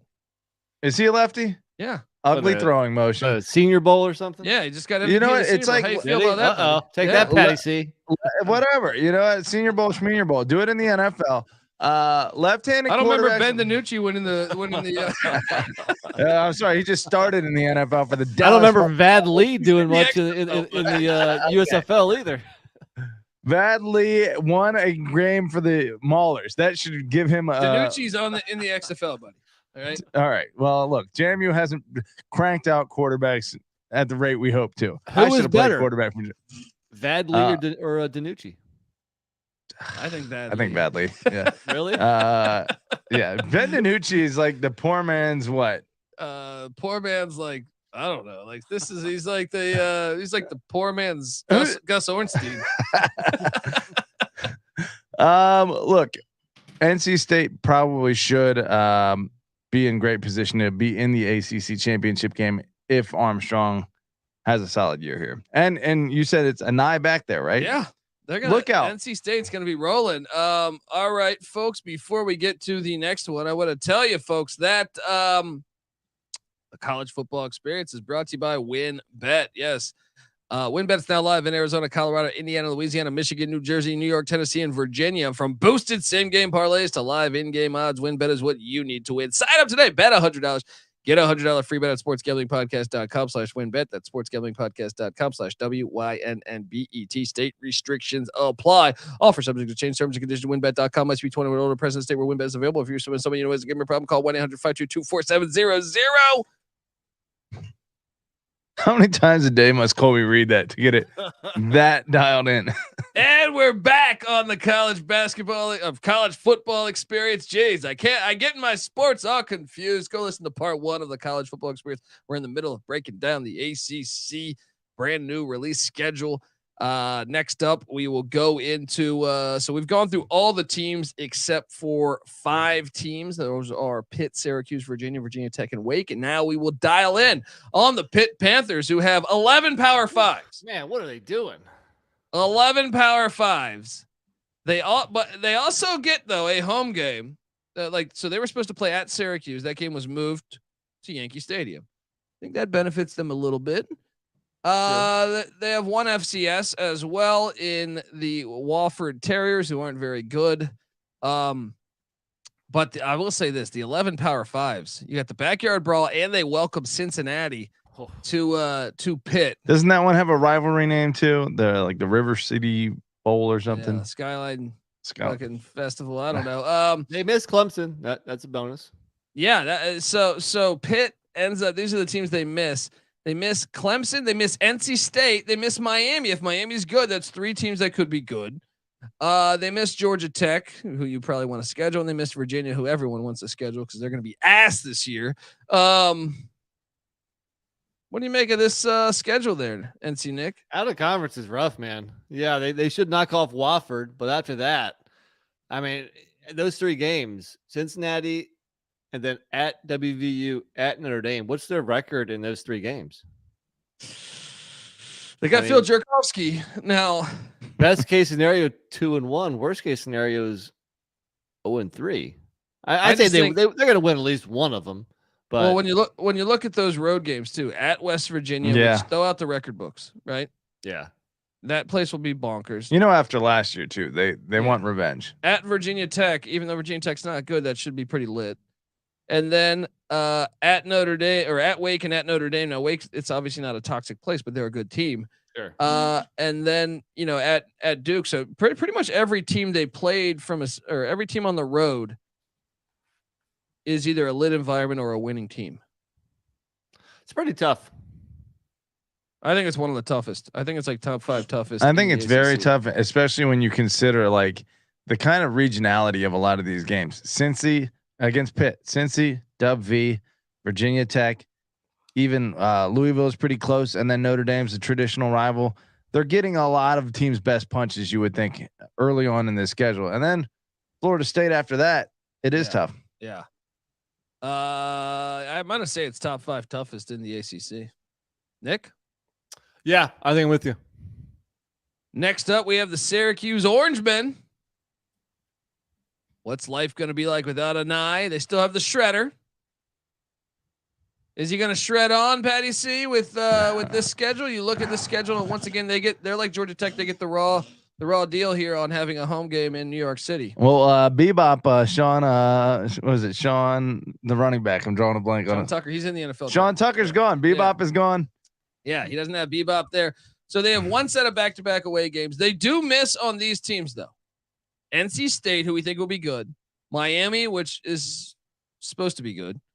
Louisville, who will win the national championship. Duke, who was really good a year ago. And the Wahoos, who suck ass every year. They have 10 Power 5s. I'm sorry, no, 9 Power 5s. 1 FCS in Colgate, who's terrible. What do you make of the Q's schedule, NC Nick? I think it's pretty manageable. You have that one really tough stretch right in the middle of the season where there's a bye week sandwiched in here, but you got Clemson at UNC, at Florida State, at Virginia Tech. They're probably going to be 1-3 in those games. But you got to like the beginning. So you get Colgate, Western Michigan. The end's not too tough either. So, yeah, I think it's very manageable. I do too. Only 9 Power 5s. Isn't this like what Syracuse does? They should be 4-0 coming out the gates. Weren't they like 5-1 or 6-0? Yeah, 6-0, right? Yeah, I feel like they almost went 6-0, 0-6, but I think they won one of the games. They came stretch, back. Right? They came back to beat BC. Yeah. I see 4-0. I do think. I don't know. Going on the road to Purdue could be tough, but then probably you're right. At least 3 out of 4 losses there in the middle, and then maybe they get it together at the end of the schedule. Bowling. Dude. Out of conference, so quick. Out of conference. If your toughest game is at Purdue with a new head coach, a new quarterback, everybody left. Yeah, that's 3 weeks into the season. Yeah, it is a good schedule. All right, final or no, not final. We have 3 more teams. Virginia. They have back-to-back away games, but they do have a bye week going into the back-to-back away games. They miss on, get this, you actually kind of got to love it. They're going to suck ass, even though they miss on Clemson, Florida State, Pitt, Wake Forest, and Syracuse. Those are 5 teams that went bowling a year ago. 5 teams, and they're still going to suck ass. Let's look at this. My question here is: are they 0-5 before the William & Mary game? William & Mary's an FCS playoff team too. Look, there's a chance they go 0-12 next year. They're gonna beat one of these teams: Georgia Tech, William & Mary, Virginia Tech, Miami. Somebody at BC is winnable, but I seriously think they are 0-5 before that William & Mary game. I honestly think that like they're a 2-10 team next year. Yeah. Look, I want Tennessee to demoralize them, and then I want them to come home to JMU and just the season to be over after week 2. Well, I think the season's over. You're wearing the hat, buddy. Yeah. Well, you know what? screw this. I'll take this on. You want them to? I mean, what do you want here? I thought you were a UVA fan. Well, they got to play JMU week 2, okay? And we're doing the ACC preview, so I'm putting the UVA hat on. But I'll go put the JMU hat on if I need to, because we're gonna whoop their ass in week 2. But yeah, this is gonna be tough, man. It's an easy schedule though. But it doesn't matter, does it? But they suck. Who's running the? What is their hardest game? Tennessee, right? In Nashville. That's an away game too. The stupid SEC. It's a neutral site game. Yeah, I mean, if you're looking out of conference wise, you're talking about you got SEC neutral site and at a Big Ten school. That's a pretty tough out of conference. And then you throw in a really good Sun Belt team. And your FCS opponent's a difficult one. True, but at Maryland's never daunting. Come on. Well, I'll tell you this. Tennessee, JMU, Maryland, and William & Mary will all very much want to take advantage of UVA being down, and they're going to get their best shot against William & Mary is going to beat them, dude. I hope all Mike 4 London of them. is returning to the scene of the crime. Oh, that's London. That's right. William & Mary is going to beat them. They whooped Charlotte's ass last year by like 20. I'll tell you what, Tony Elliott, is he going to have us eating crow? He could be the dude that makes us all eat crow if he turns this shit around. But it's looking bad. Yeah, I think Virginia is on their way to being a independent in like 10 years. When the ACC folds, I don't think anyone's going to pick them up. They do need to figure it out. So I think the snobby Big Ten is going to get a dose of reality when they be realize playing New Mexico State twice a year. Yeah, and UMass. Yeah, Tennessee will enjoy that. Northeast football is back. Yeah, that one's bad. The Hokies schedule is brutal, man. This is why I'm not optimistic on Virginia Tech. They have 2 sets of back-to-back away games, right? 2 different sets. How can you call this a brutal schedule? Well, because they play 10 Power 5s, and then at Marshall, they play 0 FCSs. The only ACC team not to play an FCS. ODU beat them the past 2 times they've played. It still doesn't make that a hard game. It's still much harder than taking on Charleston Southern.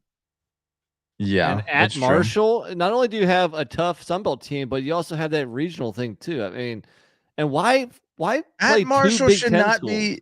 Yeah, I agree. Marshall beat Notre Dame last year, buddy. Okay, yes. James Madison last year, buddy. Yeah, Marshall beat James Madison by like 30 last year. Okay, I'm just saying, if you're Virginia Tech, this should not be a you're scary not game. Virginia Tech of old. You're Virginia Tech that might be slightly better than last year. I look at which makes at Marshall very tough. Let me say this: if Clemson was playing at Marshall, would you consider that a hard schedule, a hard game on their schedule? They would never do that. Yes, they would never do that. Clemson would never do that. Yeah, it's probably true. How can you compare Clemson and Virginia Tech right now?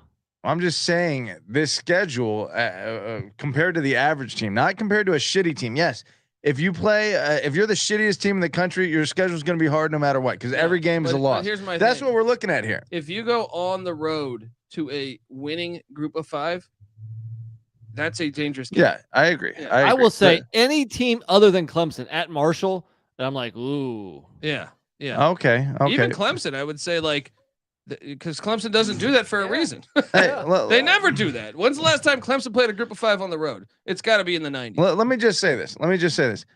From a program standpoint, just from a cachet off the top of your head, say a team on their schedule, on Virginia Tech's schedule right now, that scares you, that should scare anyone. Say it. Old Dominion, they've lost 2 in a row to them. No, that does not scare anyone. Well, okay. Your cachet thing doesn't matter. We're talking about Virginia Tech here. We're talking about how many games they won. 3 games last year. Again, they're a shitty team. It's not a hard schedule. Just because Virginia Tech sucks doesn't make this a hard schedule. 10 Power Fives. ODU, Purdue, Rutgers, Purdue Marshall. for the Big Ten championship One time in the last 15 years. last year, and their coach just left. Their coach just left. A new fucking coach. What are we talking about, dude? And new quarterback too.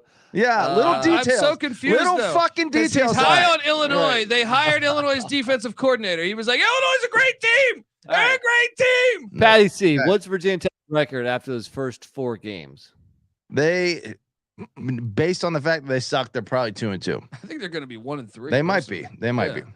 I would say 1-3. Yeah. 2-2. I think you're feeling pretty good. Remember, they won 3 games last year. Yeah, let's pull up those 3 games here. 1 second. They were all close. Marshall just has way better offensive talent. Yeah, Marshall's that is a hard game. Like, That's a hard game. Marshall's going to beat them. The Marshall's going to be favored. Marshall will be favored in that game. Yeah. Is Laybourne back? Yeah. Laybourne spurned Virginia Tech. Saying, dude. Yeah. That's a slap in the face. Last year, Virginia Tech beat Boston College, Wofford, and Liberty.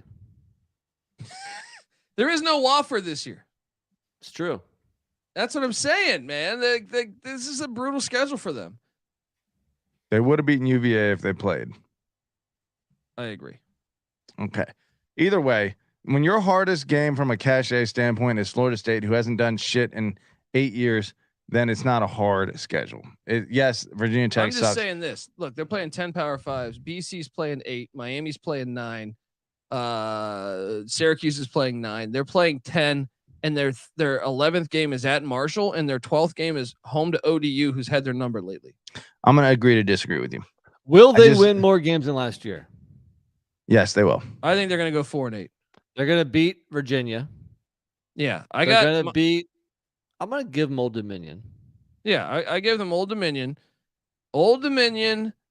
They'll probably beat Rutgers on the road. No, I got Rutgers in that one. I think Rutgers is in a better spot right now than Virginia Tech is. I think similar. I think I'd agree. It's winnable, but I think I'd agree. I think wins. Syracuse on a Thursday night. That place will be lit. I can see them winning that one. Okay. 3. Hit it home. And then no, I got BC winning that. BC kind of fucks with Virginia Tech lately. I feel like BC's been So at Virginia, that's the final one. Okay, was that 4? 4-8. We're taking their worst season in the last 25, 30 years, and we're saying that that's what's going to happen again. Malcolm says if Ole Miss had that schedule, they go undefeated. I completely disagree. Ole Miss would lose at Florida State. And they might lose at Marshall. Yeah, they don't lose it. They don't could play lose at Group Louisville. of Fives. Yeah. NC State could beat them. They'd be pretty good though. They went 10-2. No, they would go like 9-3 or 10-2. Yeah, agreed. Probably. Yeah. But now Wake Forest, that's a pretty easy one. Now let's go to those Demon Deeks and Dave Clawson. They have what? They have 10 Power Fives, 1 FCS. Now it's an FCS playoff team. Once again, the FCS playoff teams, Virginia playing 1, Boston College playing 1, and Wake Forest playing 1. They have 2 sets of back-to-back away games though, but they miss on North Carolina. They miss on Louisville. They miss on Miami. They miss on Virginia and Boston College. A year ago, only 2 of those were winning teams, North Carolina and Louisville. So that goes against what you're saying, Nick. You know what I mean? Like that one says like you'd rather play easier teams. Yeah, actually, the more that I look at it, I think it starts off very manageable, especially if you can knock off Vanderbilt. So you should start off 4-0, no problem. But then you're right. Then it gets a little tricky. Yeah. At Death Valley, at Lane. Yeah. Little tricky. Yeah, actually that's what that 7-game stretch at Clemson, at Virginia Tech, home to Pitt, home to Florida State, at Duke on a short week, home to NC State, at Notre Dame. Yeah. Okay. Actually, all right. Yeah. So I was looking at the first 4 games, and it gets a lot tougher pretty quick. Even at the Dome. Yeah, dude. Yeah, I think this is a harder schedule, man. I think this is. I agree. The more I look at it, it is a little tough. And with homeboy gone, are they quarterback proof? Yes. They had Jamie Newman with what's his name too. Hartman as the backup to Newman. Yeah. They'll find someone you got to figure. Although the backup, Griffiths transfers to JMU, so someone's going to step. No, that was the Griffiths' younger brother. The older brother is still playing. Oh, the Griffiths' younger brother was the. I didn't realize that either. There's two Griffiths. He went to JMU. Oh, yeah. interesting. So who's the hardest schedule, and who's the easiest schedule in the ACC? Easiest is Boston College, right? Yes. Yeah. Hardest? Toughest, probably Georgia Tech. Yeah, I think it's Georgia Tech. Mm. It's either Georgia Tech or Duke. I think. I say Florida State has the toughest. Harder than, but they have two sets of back-to-back away. They do have two sets back-to-back away. Georgia Tech does. So does Florida State, okay. and they're catching Clemson and Pitt on the second end of those back-to-back. They don't play Georgia.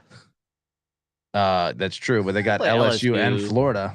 But Ole Miss is just as good. I mean, comparable. Ole Miss is probably better than Florida, and Georgia's better than LSU. Comparable. LSU is clearly not as good as Georgia, so that's harder for Georgia Tech. And Florida versus Ole Miss. Actually, yeah, you're right. Georgia Tech draws the hardest SEC slate. What about though? Georgia Tech does get Clemson, yes. But no, Georgia Tech misses on these. They miss on Florida State, Duke, Virginia Tech, NC State, and Pitt. I think you're right though. I think Georgia Tech's a little harder. Yeah, it's the hardest. Shout out to Andy Leatherman in the chat. He goes, "Holy shit, I made the chat." Amen, brother. How you doing? Cool last name, Leatherman. Yeah, it is solid. Nick, what's your hardest, Georgia Tech? I think I'd be cooler if my name was Nick Leatherman. We would all be cooler. Yeah, I think I'd be more successful in life if my name was Nick Leatherman. Yeah. Your man card is strong if you're Leatherman. Nick, you're going. You're toughest Georgia Tech. Yeah, I think so. Big 12. It's time to do the Big 12, my friends. We got the Baylor Bears alphabetically first. Baylor. So this is what I find exciting about the new. I was waiting for the Big 12 schedule all year because now we have Oklahoma and Texas staying for this year, mixed in with the arrival of UCF, Cincinnati, BYU, and Houston. So you have a 9-game conference schedule. So instantly, every team in the Big 12's played more Power Fives than Boston College. Yeah, that's true. And look, we all hate expansion because it ruins rivalries, but it also adds a lot of excitement when there's a lot of new matchups. There's just something cool about seeing, Baylor. Who do they play at Cincinnati in the conference game? Yeah, or there's some interesting ones. Yeah, I'm excited for like West Virginia, Cincinnati to be a rivalry. Yeah, for sure. So Baylor regionally, yes, I would say we have argued for a long time that we do not care to see Texas versus West Virginia, and so Baylor, Cincinnati is not a whole lot different. I would say at the expense of A&M, Texas, yes, West Virginia, Texas is a shitty replacement, but it is still fun to see those programs play. And Cincy versus Baylor is a fun matchup too. So I agree with you guys there. So the Baylor Bears, and I think Brett Yormark, brand new commissioner of Big 12, I wonder if they told the athletic directors to go light on this year, because certain years you would have 11 Power 5 scheduled. West Virginia last year. This year, everybody has 10. Everybody has 10 Power 5s, the whole fucking conference, right? How'd they work that? They manage their non-conference slate too? I wonder if they did that based on the fact that they knew that they would have expansion. Say, hey, we have to get the buy-in. Like, schools can do whatever they want out of conference. Yeah, but you also say might move those games if you can. You know what I mean? Was it coincidence that this happened, or did they say I don't know. But the Baylor Bears have 10 Power 5s.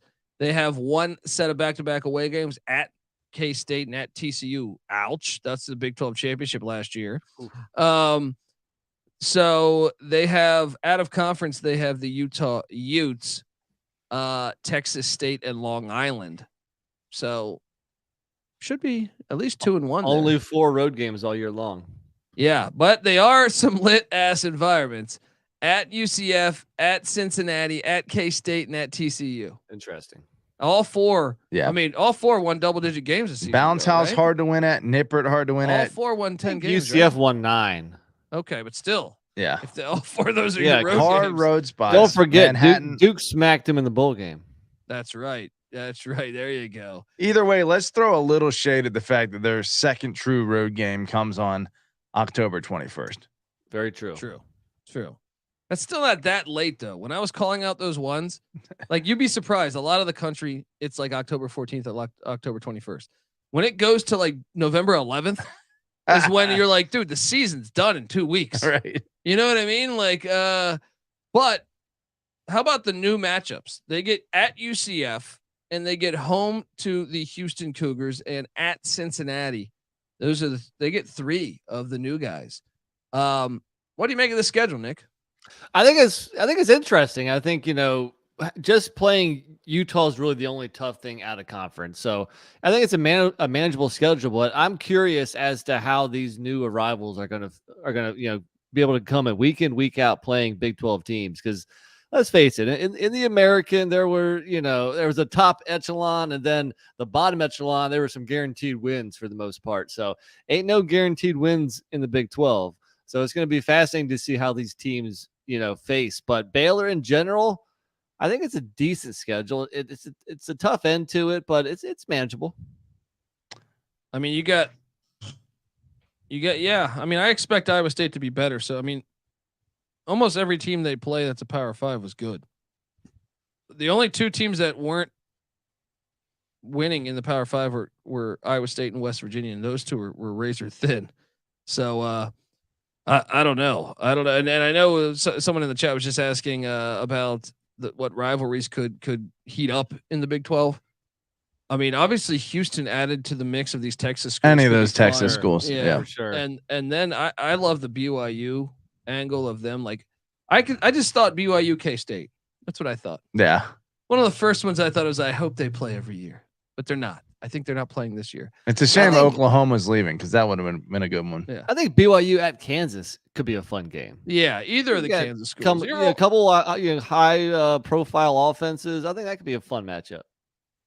But I mean, let's compare Baylor's schedule to the next. Well, let me say this real quick. Nice scheduling by Baylor to have the bye week, Texas State before Utah, and then LIU before Texas.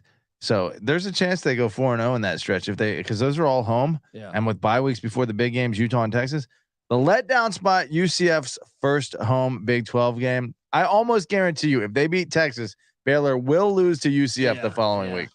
Guys, good point by our guy, Moneyline Mac. Holgerson back to West Virginia.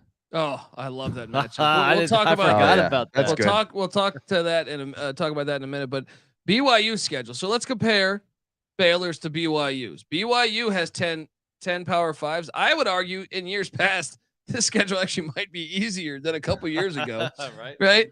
But they have at Arkansas out of conference. They also play Sam Houston State. Watch out though. I mean, Sam Houston State, we know brand new to the FBS, but this is a team that won a national championship in the past 2 years. And then Southern Utah, the Thunderbirds, baby, regional game at Lavelle Edwards Stadium. But you look at what they got. They have one set of back-to-back away games at Arkansas and at Kansas. And one thing I will note, that shout out to the Big 12.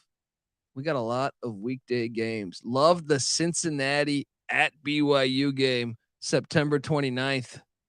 Dude, this Nick, schedule's tough, man. I know. At Arkansas, it's so fucking at brutal. Kansas, Cincinnati, TCU, Texas Tech, Texas, at WVU. Hey, no Big breaks 12. in here. Dude, the Big 12, it's my favorite conference of football and basketball. There's no one terrible. Like we know if it's the ACC, we have like half the conference is terrible. Right. If it's the SEC, you're like, well, Vanderbilt's terrible, and then normally someone else in the SEC East enter either South Carolina or Missouri. You could argue the SEC West has been like that before, where there's been no. Yes, but this is the whole conference. This is the whole fucking conference. Yeah. And then you have the Big Ten has a shit ton of them. I read some stat in the past week that the Big Ten had the most 21 point or more games than any other conference, and it was by a wide margin. I believe it. Yeah, there are haves and have-nots in the Big Ten. Yeah. So this even still though, the I guess the basement of the Big Ten is pretty low, but there's just a middle pack that's so much below the elite of the Big Ten that you have those blowouts. But this conference, you're right, top to bottom, pretty much the same team. As a conference, like, do you want some bottom feeders? Well, I think if you're a fan of those, for me and you just watching the games, I think this is fantastic. Oh yeah, of course. But if you're a conference like that, you want your big name schools to get to the playoffs. You want some easy wins. They should you probably don't want the gauntlet that BYU has here or anybody else has here. They should probably add Rice. Yeah, if you're an exec, you want to be able to manipulate the schedule and put Oklahoma. It's like, you're fucked any which way you cut it. Yeah, you know what I mean? Just throw your hands up. You're like, fuck it. We're just gonna have you play everybody. So BYU has 2 sets of back-to-back away games. 2. This is clearly harder than Baylor's because they're back-to-back away games at Arkansas, at Kansas, and then at Texas and at Dub V. And then you still have to go to Stillwater as your 5th away game. This is way harder than Baylor's. I agree. Yes. Let's look at the non-conference slate. They have 6 away games, by the way. 6. They have at TCU in there too. Sorry, who's that second game? I'm looking at the helmet schedule. Southern Utah. Southern Utah. So that's a dub. But Sam Houston at home should be winnable. They should be 2-0, and then they head to Arkansas and to Kansas. Then they're home to Cincinnati. They lost to Arkansas at home last year. Yeah. Then they get a bye week. Then they're at TCU, home to Texas Tech. I mean, every single team. I would say the non-conference slate is maybe marginally more difficult just because Sam Houston is presumably better than the likes of Texas State. I would lay like 14 with Sam Houston against over Texas State. I agree with you. I agree with you. And they have to go to Arkansas as opposed to hosting Utah. Yeah, I agree with you. This is a tougher schedule. Yeah. See, it's tough though, because like when you're looking at the teams they miss, like we don't know who's the best teams in the Big 12. Like, is it better to miss Texas and Oklahoma or K-State and TCU? That's a good point. That's a good point. Well, I guess based off of your recruiting rankings, Texas and Oklahoma they get both. They get both Texas and Oklahoma. Oklahoma's got to go to Provo. What do we think of that? That's interesting. But you're right. The K-State and TCU are your Big 12 championship teams. Texas and Oklahoma are your big name teams. I think going into this year, who would you rather face? TCU and K-State or Texas and Oklahoma? I'd rather play Oklahoma than any of them. Yeah. Although we got to assume they're getting better, but I think Texas has sucked for long enough and Oklahoma struggled enough last year and TCU and Kansas State were good enough last year that you have to. TCU lost a lot though. Prefer to play Texas and Oklahoma. Out of those 4, I guess you probably want to play TCU and Oklahoma maybe, but it's tough. Yeah.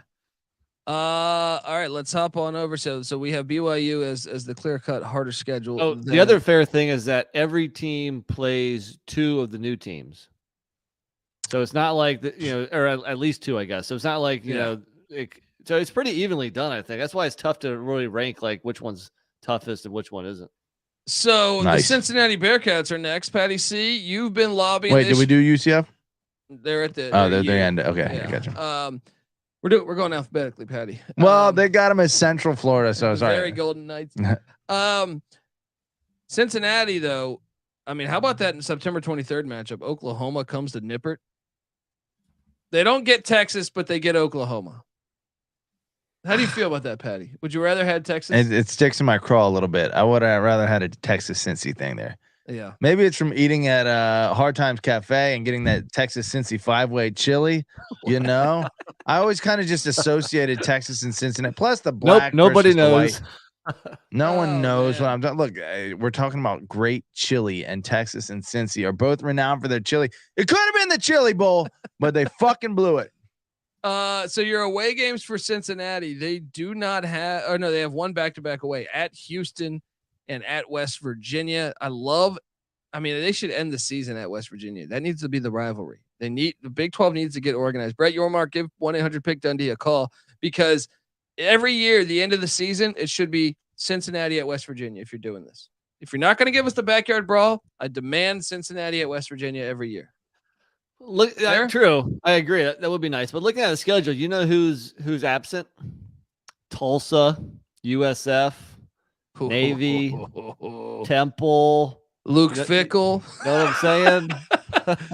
Like how Satterfield? How's your boy Satterfield gonna do when he's at Pitt, at BYU, at Oklahoma State, at Houston, at Dub V? Now they do miss. They don't play TCU or K-State. So the teams that played for the Big 12 championship last year, we're not even gonna know how they are. Patty C, what do you make of your boys' schedule? And they missed Texas. That's I like it. I like the schedule, dude. You got to go to Pitt, but you get the bye week with Eastern Kentucky before that. Then home to Miami, home to Oklahoma, right? Then you go on the road to BYU. That's a tough one. Bye week, 2 more home games in a row. You're off to maybe a 5-2 start as a Big 12 team. That's a good place to be for Cincinnati. Yeah. So and they do play the other 3 newcomers. So that's a bonus because I think the newcomers are probably not as good as easing on in. Exactly. Right? That's right. I think you got to be happy if you're a Cincinnati fan for this one. Still doesn't make it easy though. And it's still tougher than last year. Yeah, you still have Scott Satterfield as your coach, so all right. Then you have get that one figured out. Next up, you have Roy Munson and Dana Holgerson, the Houston Cougars. Now they're interesting because they're at a conference. Wait, they do not play. I'm sorry, they only play 9. They do not play 10. You could argue UTSA is good enough to be a Power 5, but yeah, only 9 Power 5s. And then how about their schedule? This schedule. Look how many times they leave. I mean, San Antonio should be considered a Power 5. I was going to say that. Colby. Look how many times they leave Texas. Their first 5 games are all Texas schools. Hey, they regional only leave college football twice. is back, baby. That's right, baby. They only leave Texas twice, dude. The whole year. For where? Kansas, Manhattan, Kansas, and Orlando, Florida. They leave the state of Texas for the second time on the last game of the season. Wow, that's fucking unbelievable. So what should we expect for Holgerson? And by the way, the lowest travel budget of any team in the FBS. They have 1 back-to-back away at K-State, at Baylor. That's pretty brutal. That's tough. It's still an easier schedule because you don't have that 10th Power 5. Right. But there's no saying, especially with Clayton Tune gone, with Tank Dell gone. They got Donovan Smith, buddy. True. That's true. That was good. That was a nice get from Texas Tech, but which is kind of interesting because they play at Texas Tech this year. But that game against UTSA week 1 is going to be huge. And don't forget, they play JT Daniels, 35-year-old at Rice week 2. This is a fun Texas schedule, though, man. They play everybody in Texas. It's like high school football in Texas. Yeah. Woo! What do you think Cougar Big fans 12 should expect from year 1 in the Big 12? It looks kind of. I mean, that is a huge that West game. Virginia Houston game, by the way, Thursday night, Holgerson Bowl. Oh, fun! Fuck the Holgerson Bowl. I mean, UTSA Houston in week 1 was a great week 1 game last year, right? Yeah. Or was that week 1 or week 2? No, it was week 1. Houston came back from down 17 in the 4th to get it to overtime and won in overtime. And I think that was like UTSA's. Was that their only loss in the regular season? 1 of 2, I think. I think they started maybe they lost at Texas. Yeah. Dude, their conference record is not going to be good. Like I would argue, they'll probably lose to TCU and Texas Tech. Maybe they get WVU at home. They give him a bye week before WV. It's personal for him. He's going to win that one, right? They lose to Texas. They drop it at K-State, at Baylor. Do they lose to Texas? Yeah, I think so. And in Houston, I like that matchup. I like that. Fuck you, Texas. On your way out the door, man. You're losing to the new guy from in-state. It is fun because little brother, like they would never play at Houston. And does at Houston get lit? Well, it will for that. It will for this game. It will for this one. Because didn't they keep them out of the Big 12 initially too? Like when the Big 8 expanded to the Big 12, Texas said didn't they call the shots on who could come? Oh, yeah. They said no to Houston. Texas has been Texas probably cost the University of Houston $500 million. This is a revenge spot if there ever was one. This one, I love that matchup. There's a lot of interesting games on this schedule, though. I agree. They still have the easiest schedule, though. They have the easiest schedule we've done. I think you're probably right. In the Big 12, that is. Dude, leaving the state for the first time. These schedules on are Halloween, way harder than the fucking ACC schedules, dude. Yeah. Like if you compare this is so much harder, right, than the ACC schedules. Iowa State, I agree with that. Iowa State, what do we got? You got Matt Campbell and Farmageddon. Is that still on the schedule? Did they ruin Farmageddon? Yeah, still. I love how they end the season with Kansas State. Nicely done. I like that. So Iowa State gets 10 Power 5s because they play Iowa. Cy-Hawk game every year. They have an FCS in Northern Iowa that's never easy. And they also play at Ohio and Curtis Rourke, Nick. Do you smell a little upset? A little action upset? That's interesting. I like it. If Matt Campbell's a decent coach, that shouldn't happen. But that's probably the toughest team in the MAC to go on the road. They went to the championship and probably would have won if their quarterback was there. Yeah. And I will say 2 of their conference road trips at Cincy, at BYU, by no means is that easy, but I think you probably want your road games against the American opponents coming over rather than the traditional Big 12 teams.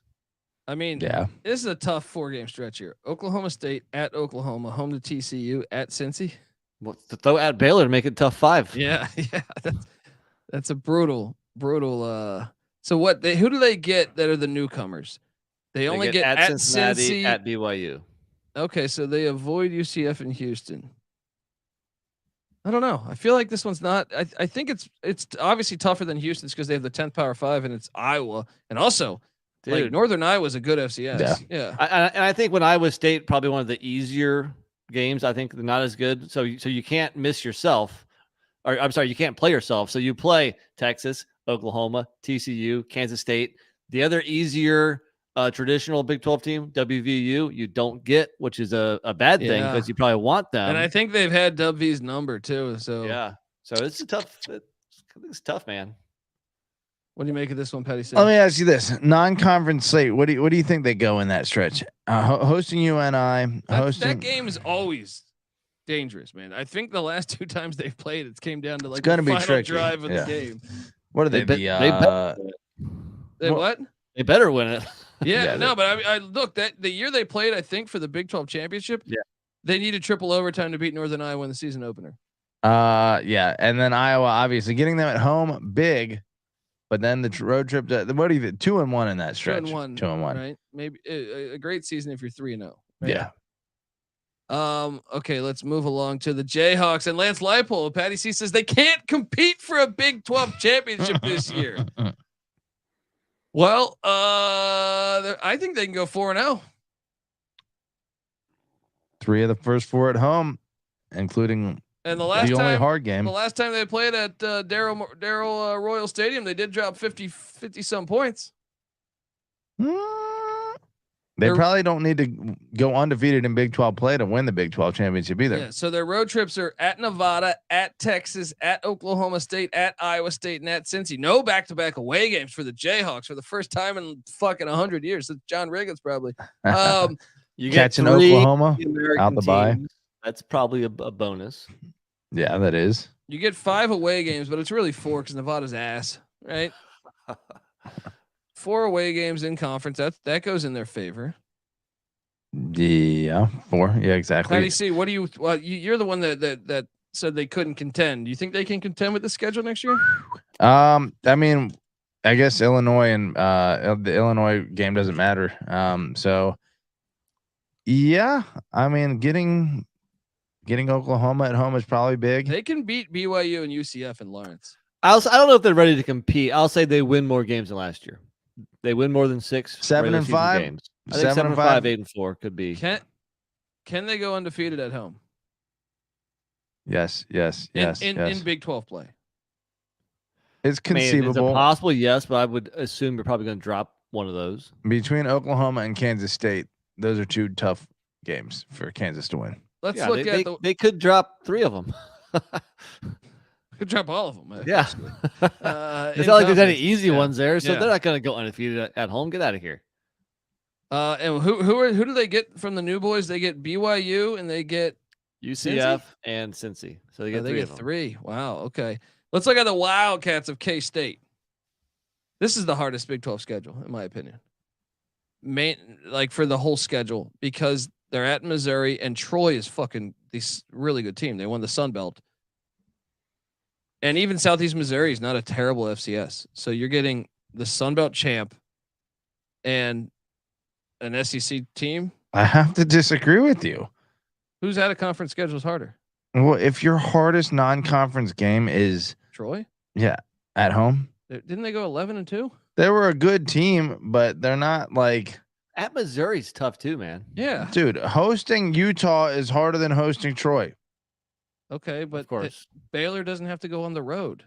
To- K-State has to go to Missouri. Okay, let me look at this now. I know And- K-State smacked Missouri at and- home. And if Southeast Missouri played Long Island, they'd be laying 49. Long Island's the one. If they're probably the worst FCS. That's in all- true. yeah. Okay, it's as far as hardest non-conference road game. I don't think Kansas I didn't say road game. I said the or whole no, schedule. hardest Yeah. non-conference game. Period. I think hosting Utah is harder than hosting Troy or going to Missouri. But those two combined might be harder And than. when you mix in the FCS is way better than their FCS. Okay, I kind of agree with you. Yeah. Yeah. What do you think of they also have back-to-back away games at Oklahoma State and at Texas Tech. Pretty tough. They dodge Oklahoma. They dodge Kansas State. That's probably beneficial. But That they is. also don't get WVU. No, they don't dodge Kansas State because they are Kansas State. I'm sorry. Yeah. They dodge Oklahoma. My eyes are going cross-eyed here. They dodge Oklahoma. They dodge Cincinnati. I wanted to see Cincinnati K-State too. I like that brand. Yeah, that's kind of both I like that brand. chippy ass Yeah. athletic football. So who do they get? They get UCF in Houston. They don't get BYU either. Damn it, man. The two teams I wanted to see them play. I still think that's a really hard schedule though, man. Yeah, it's tough. I mean, I could easily see them if they're the typical Kansas State that we're used to. If they can get by Missouri on the road, I mean 4-0 out the gates. You just think that's an easy win against Troy. They lost to Tulane at home last year, dude. It's true. Kansas Troy and State? Tulane are very similar. Who did Troy beat last year? I mean, They I don't beat want. Southern Miss, who Tulane couldn't beat. Okay, I'm not. Troy just does not strike. I mean, they're a good team, but K-State at home versus Troy, that should be a win for K-State, right? Of course. I think that's a game. Look, dude, get this. Troy went 12-2, and one of their losses was the Hail Mary to App. They should have been fucking 13. Okay, maybe that's a harder game than I'm giving it credit for. Either way, 4-0 is very possible. Second Sure. half of the slate is a Big 12 slate. So Right. Yeah. you know, again, it's all the same in the second half of the season. Once conference play starts, you're kind of getting. Let's take a look at the team that's leaving. Yes. The Oklahoma Sooners. And look at their out of conference. No Their out of Power conference Fives. is pathetic, man. Come on. Absolutely pathetic. SMU At Tulsa. That's yeah, a at least tough they're road going trip. they're going to have that crowd though. Oh, They're going to have course. that crowd. Yeah. So home to Arkansas State, home to SMU, at Tulsa. They're fucking pathetic. The fuck out of here. Yeah. Fucking pathetic. But then If you're talking about Oklahoma, who's supposed to be in the national title conversation, that's your out of conference fucking schedule. pathetic. I'd probably say this is the easiest one. What's the toughest game there? It is it the easiest one. It is the easiest. Is it hosting SMU or going to Tulsa? That's the real, They do have gem two, of their they non-conference slate. technically have two back-to-back aways, but I don't consider at Tulsa because they're going to have yeah. that. That's going to be 90% Sooner fans. So they get 3 newcomers, and they also get Iowa State and West Virginia that were on the bottom of the Big 12 last year. This is by far the easiest. Yeah. And they play only 9 Power Fives. Yep. That's the easiest Oklahoma schedule in the conference. giving themselves a gift on the way out the door in the Big 12. Trying to get that last bit of revenue, get to the playoff. Yep. What about the newcomers? Any chance they lose at Cincy or home to UCF or at BYU? Sure. This was like a 6-16 last year. They're going to lose at BYU, aren't they? That'd be They awesome. probably should. Yes. They very well could lose at Nippert. We shall see. All right, let's look at the Cowboys. The Oklahoma State Cowboys, big year for Mike Gundy. The whole team transferred out. It seems like he said, "Get the fuck out." They play a tough out of conference schedule because, well, Central Arkansas is not great, but at Arizona State and then home to South Alabama, who also won 11 games a season ago. Yeah. Took UCLA down to the wire. Yeah.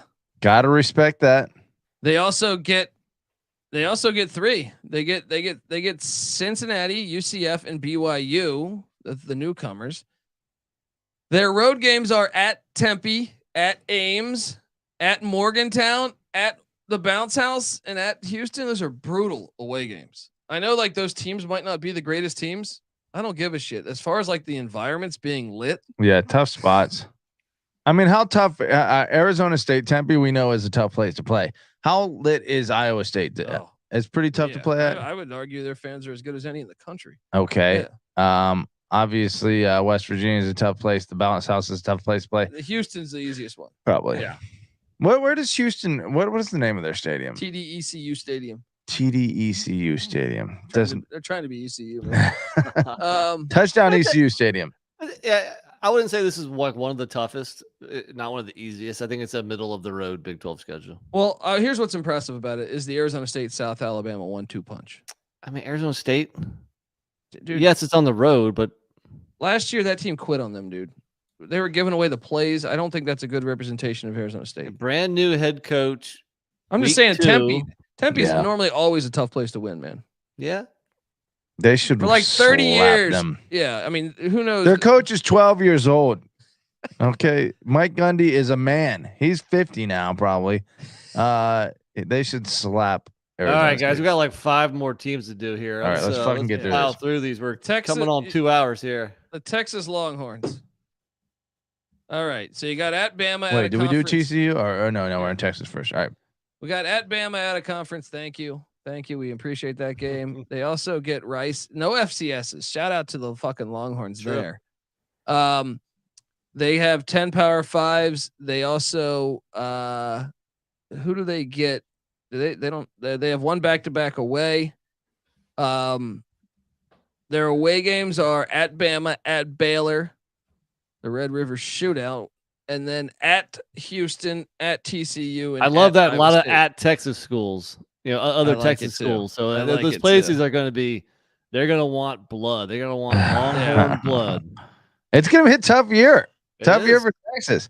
3 road Texas schools, Oklahoma and the Red River, Ames. and then Alabama and Ames. Yeah. Fucking A. Yeah. Steve Sarkisian is going to be fired at the end of this season. Mark my fucking words. All right. That is a tough schedule, though, because no, I would argue that might be one of the harder ones because of no FCS. Because of at Alabama? Yeah. And even like Wyoming is. You're giving Oklahoma State credit for at Arizona State. How about at Alabama? Yeah. Yeah. Well, I'm not comparing the two. I'm saying, I know. Next up, we go to Texas Tech. The Red Raiders. Can Joey McGuire continue to have a great run? Now they get wow, they're playing in Laramie. That's a mistake. Yeah. At least it'll be beautiful on September 2nd. It'll probably be like a high of 70. I mean, maybe they get them because mountain streams flowing. But then they're home to Oregon and home to Tarleton. Their away games in conference. Well, first off, who do they get of the newcomers? UCF, I see there, and at BYU. I got no idea if they're winning these games. These are all like 50-50 games to me. Every game on the schedule minus Tarleton's a 50-50 game. Like even the Wyoming one, I'm like, they could lose that. Yeah.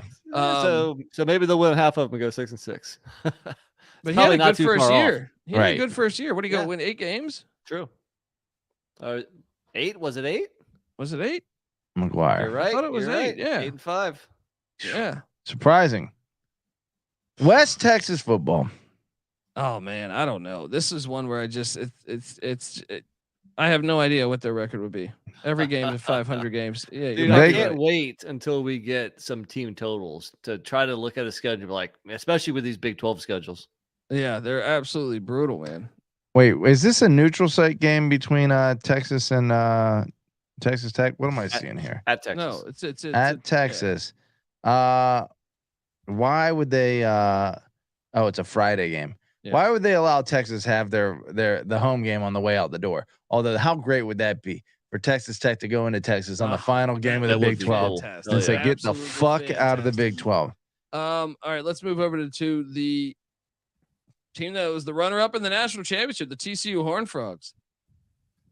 At a conference, they get the Colorado Buffaloes and Deion Sanders. They get the Nichols Colonels and the SMU Mustangs in the Iron Skillet Classic. At a conference, the newcomers to the conference, BYU, they host. They also, wait, do they only get one? Oh, no, they're at Houston.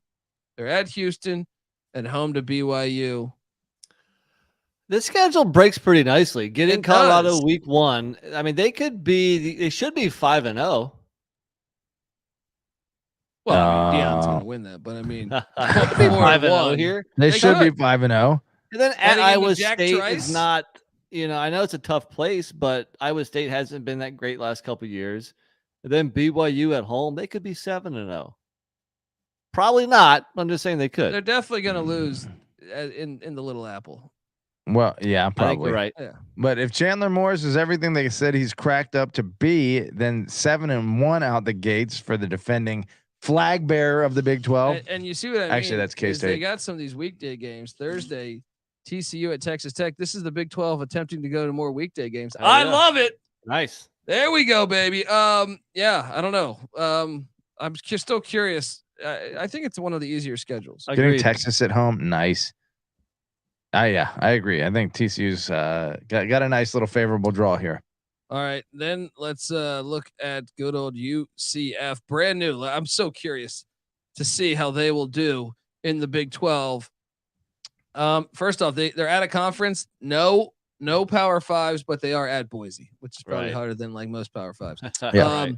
They also play Kent State, but once again, Kent State's whole team left, so that should be a win. And they get Villanova, who's a decent FCS. Their road games at at Boise, at K-State, at Kansas, at Oklahoma, at Cincinnati, at Texas Tech. They're gonna struggle. I think they're gonna struggle the most. Are they the only team that has 6 true road games in in their schedule? No, I think someone else did. I know Texas had the neutral site against Oklahoma. I think Kansas or Kansas State did maybe. Okay, either way, that's a tough draw for UCF out the gates. They're gonna. If they can just hold serve at home over Houston, over Oklahoma State, over West Virginia and Baylor, that's not. I mean, Baylor's gonna be tough, but they could have like a 500 Big 12 record. If you had to bet on one of the teams to suck the most, is it going to be Houston, or is it going to be UCF, or BYU, or Cincy? Based on schedule, I want to say UCF is going to suck the worst. Yeah. Although Plumlee coming back, that's nice for Malzahn. New coach, new quarterback for Cincy is probably bad news. Tough to say. It is tough to say. Like at first, I thought I was kind of fading Houston, but I forgot they got Donovan Smith. I don't know. And Houston stays in their home state the whole season. Yeah. These are far fucking trips. They got to go to Boise, Idaho. They got to go to Manhattan, Kansas, and Lawrence, Kansas, and then Norman, Oklahoma, and then Lubbock, Texas, and Nippert. I don't know. It's tricky. Let's look at West Virginia and tell me what Neil Brown can do here as they play 11 Power Fives. They did him no favors. 11 Power Fives for the second year in a row. Well, he did himself no favors by scheduling Pitt and Penn State. Well, that's not Neil Brown though. Well, yeah, I'd say that the university did him no favors. Okay. You're going to have a hard ass Big 12 schedule this year. You need a winning season, and let's out of conference. Let's give you at Penn State and Pittsburgh backyard brawl. Dude, listen to these away games. At Penn State, 11-2 last year. At TCU, runner up in the national championship. At Houston, who was a winning team. At UCF, a winning team. At Oklahoma, who was 6-7, but that's a tough place to win. And then at Baylor, who's a winning team. I have TCU game in Morgantown. Really? I see it in Fort Worth. Yeah, it's in Fort Worth. That's what I'm saying. My website must be wrong then. Well, maybe it's right. Who knows? Somebody's website's wrong. Come on. Look, Neil Brown's going to be fired. We should already start thinking about replacement coaches. Yeah, we know who it's going to be. I'm going to go to a third. I'm going to go to a third website. Yeah, tell me what that third website says. ESPN says at TCU. Yeah, that's a brutal fucking schedule, man. They're going to start out 1-5, right? Or at least 1-4, right? They could get Duquesne and Texas Tech at home. Okay. But they could. I mean, Texas Tech, that's going to be a tough game. I guess they could get Pitt too. That was overtime a year ago. Yeah. They could. They might win it all. Who knows? Let me tell you this. Yeah. West Virginia, maybe most importantly on their schedule, is their new rivalry against Cincinnati, their only regional rival within the Big 12. Cincinnati catches them on the second half of a back-to-back road. I would argue, what about the other rivalry? Mormons versus Morgantown. on November 4th. It's got a ring to it. Oh, Debauchery versus Mormons versus Morgantown. Polar Court versus opposite. debauchery. Yep. Sign me up for that one. Dude, we got to work on a slogan right now. Is it just Mormons versus Morgantown? You know, it's like the Catholics versus convicts thing. Soaking versus Mormons versus meth heads versus drenched in alcohol. Oh, Yeah, man. wait. More. So who's the hardest schedule? This is hard. This is a lot harder than the ACC. Yeah, it really is. Texas, because no FCS. Maybe. I think you could argue WVU with at Pitt and Yeah, with Penn State 11 and Power Pitt. Fives. There's no Rice on the schedule. Yeah, I think it's probably WV actually, and that those trips are far as shit for them when they leave. So Texas is at least at home. That's true. Like like West Virginia and UCF have a tough deal just going all the way over there. All right, folks. Well, we broke it down. Hey, Judge Dredd's in the chat. I got a clip for you. All right, Judge. Shout out to Judge Dredd. And look, you know, I can play into that a little bit. So I! The evidence has been falsified. It's impossible. I never broke the law. I am the law. There we go. Folks, subscribe to the College Football Experience. Remember, also subscribe to the College Basketball Experience because I'll be going live here in like fucking 18 minutes. Remember, also check out the College Baseball Experience. We come together as one on YouTube, youtube.com/the College Experience. Also, check out, give a follow to NC Nick on Twitter at NC__NICK. Give Patty C a follow on Twitter at PattyC831. Give me a follow on Twitter at the Colby D. And also the College Football Experience is on Twitter at TCE on SGPN. Give us a follow, but more importantly, give us a 5-star review, people. Doesn't take much. We give you this content. Who else is talking about Mormons versus Morgantown? All right. We are. All right. And we're diving deep into Mormons versus Morgantown. Patty C said he's going to do some analysis over the next week. I can just see him like landing, like, you know, coming off the plane, walking downtown, like, oh my God. Is that guy vomiting in the trash can? It's 11 a.m. on a Saturday. I just picture my trip to Morgantown when I I had gotten pepper sprayed, and I'm drunk walking back, just pepper sprayed, going like this. My eyes are red as shit, looking for some dive bar. I mean, you want to talk about a culture shock going either way. I feel like you probably don't even need an ID to drink in Morgantown, and you need like a drinking license to drink in Provo. Please, when they go to Provo, please, West Virginia fans, trash Provo. Please trash Provo. All right, folks, this is the College Football Experience. You better start thinking about yours, and we are out of here. Thank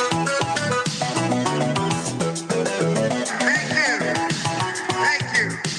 Well, that's a great way to get started. And I haven't even won all my games yet. It's a great night to be a Tiger. I'm here with my family, and we are so excited to be in the great state of Louisiana, but more importantly, sometimes people that are standing on third base think they hit a triple. If we didn't. What the fuck did I do wrong?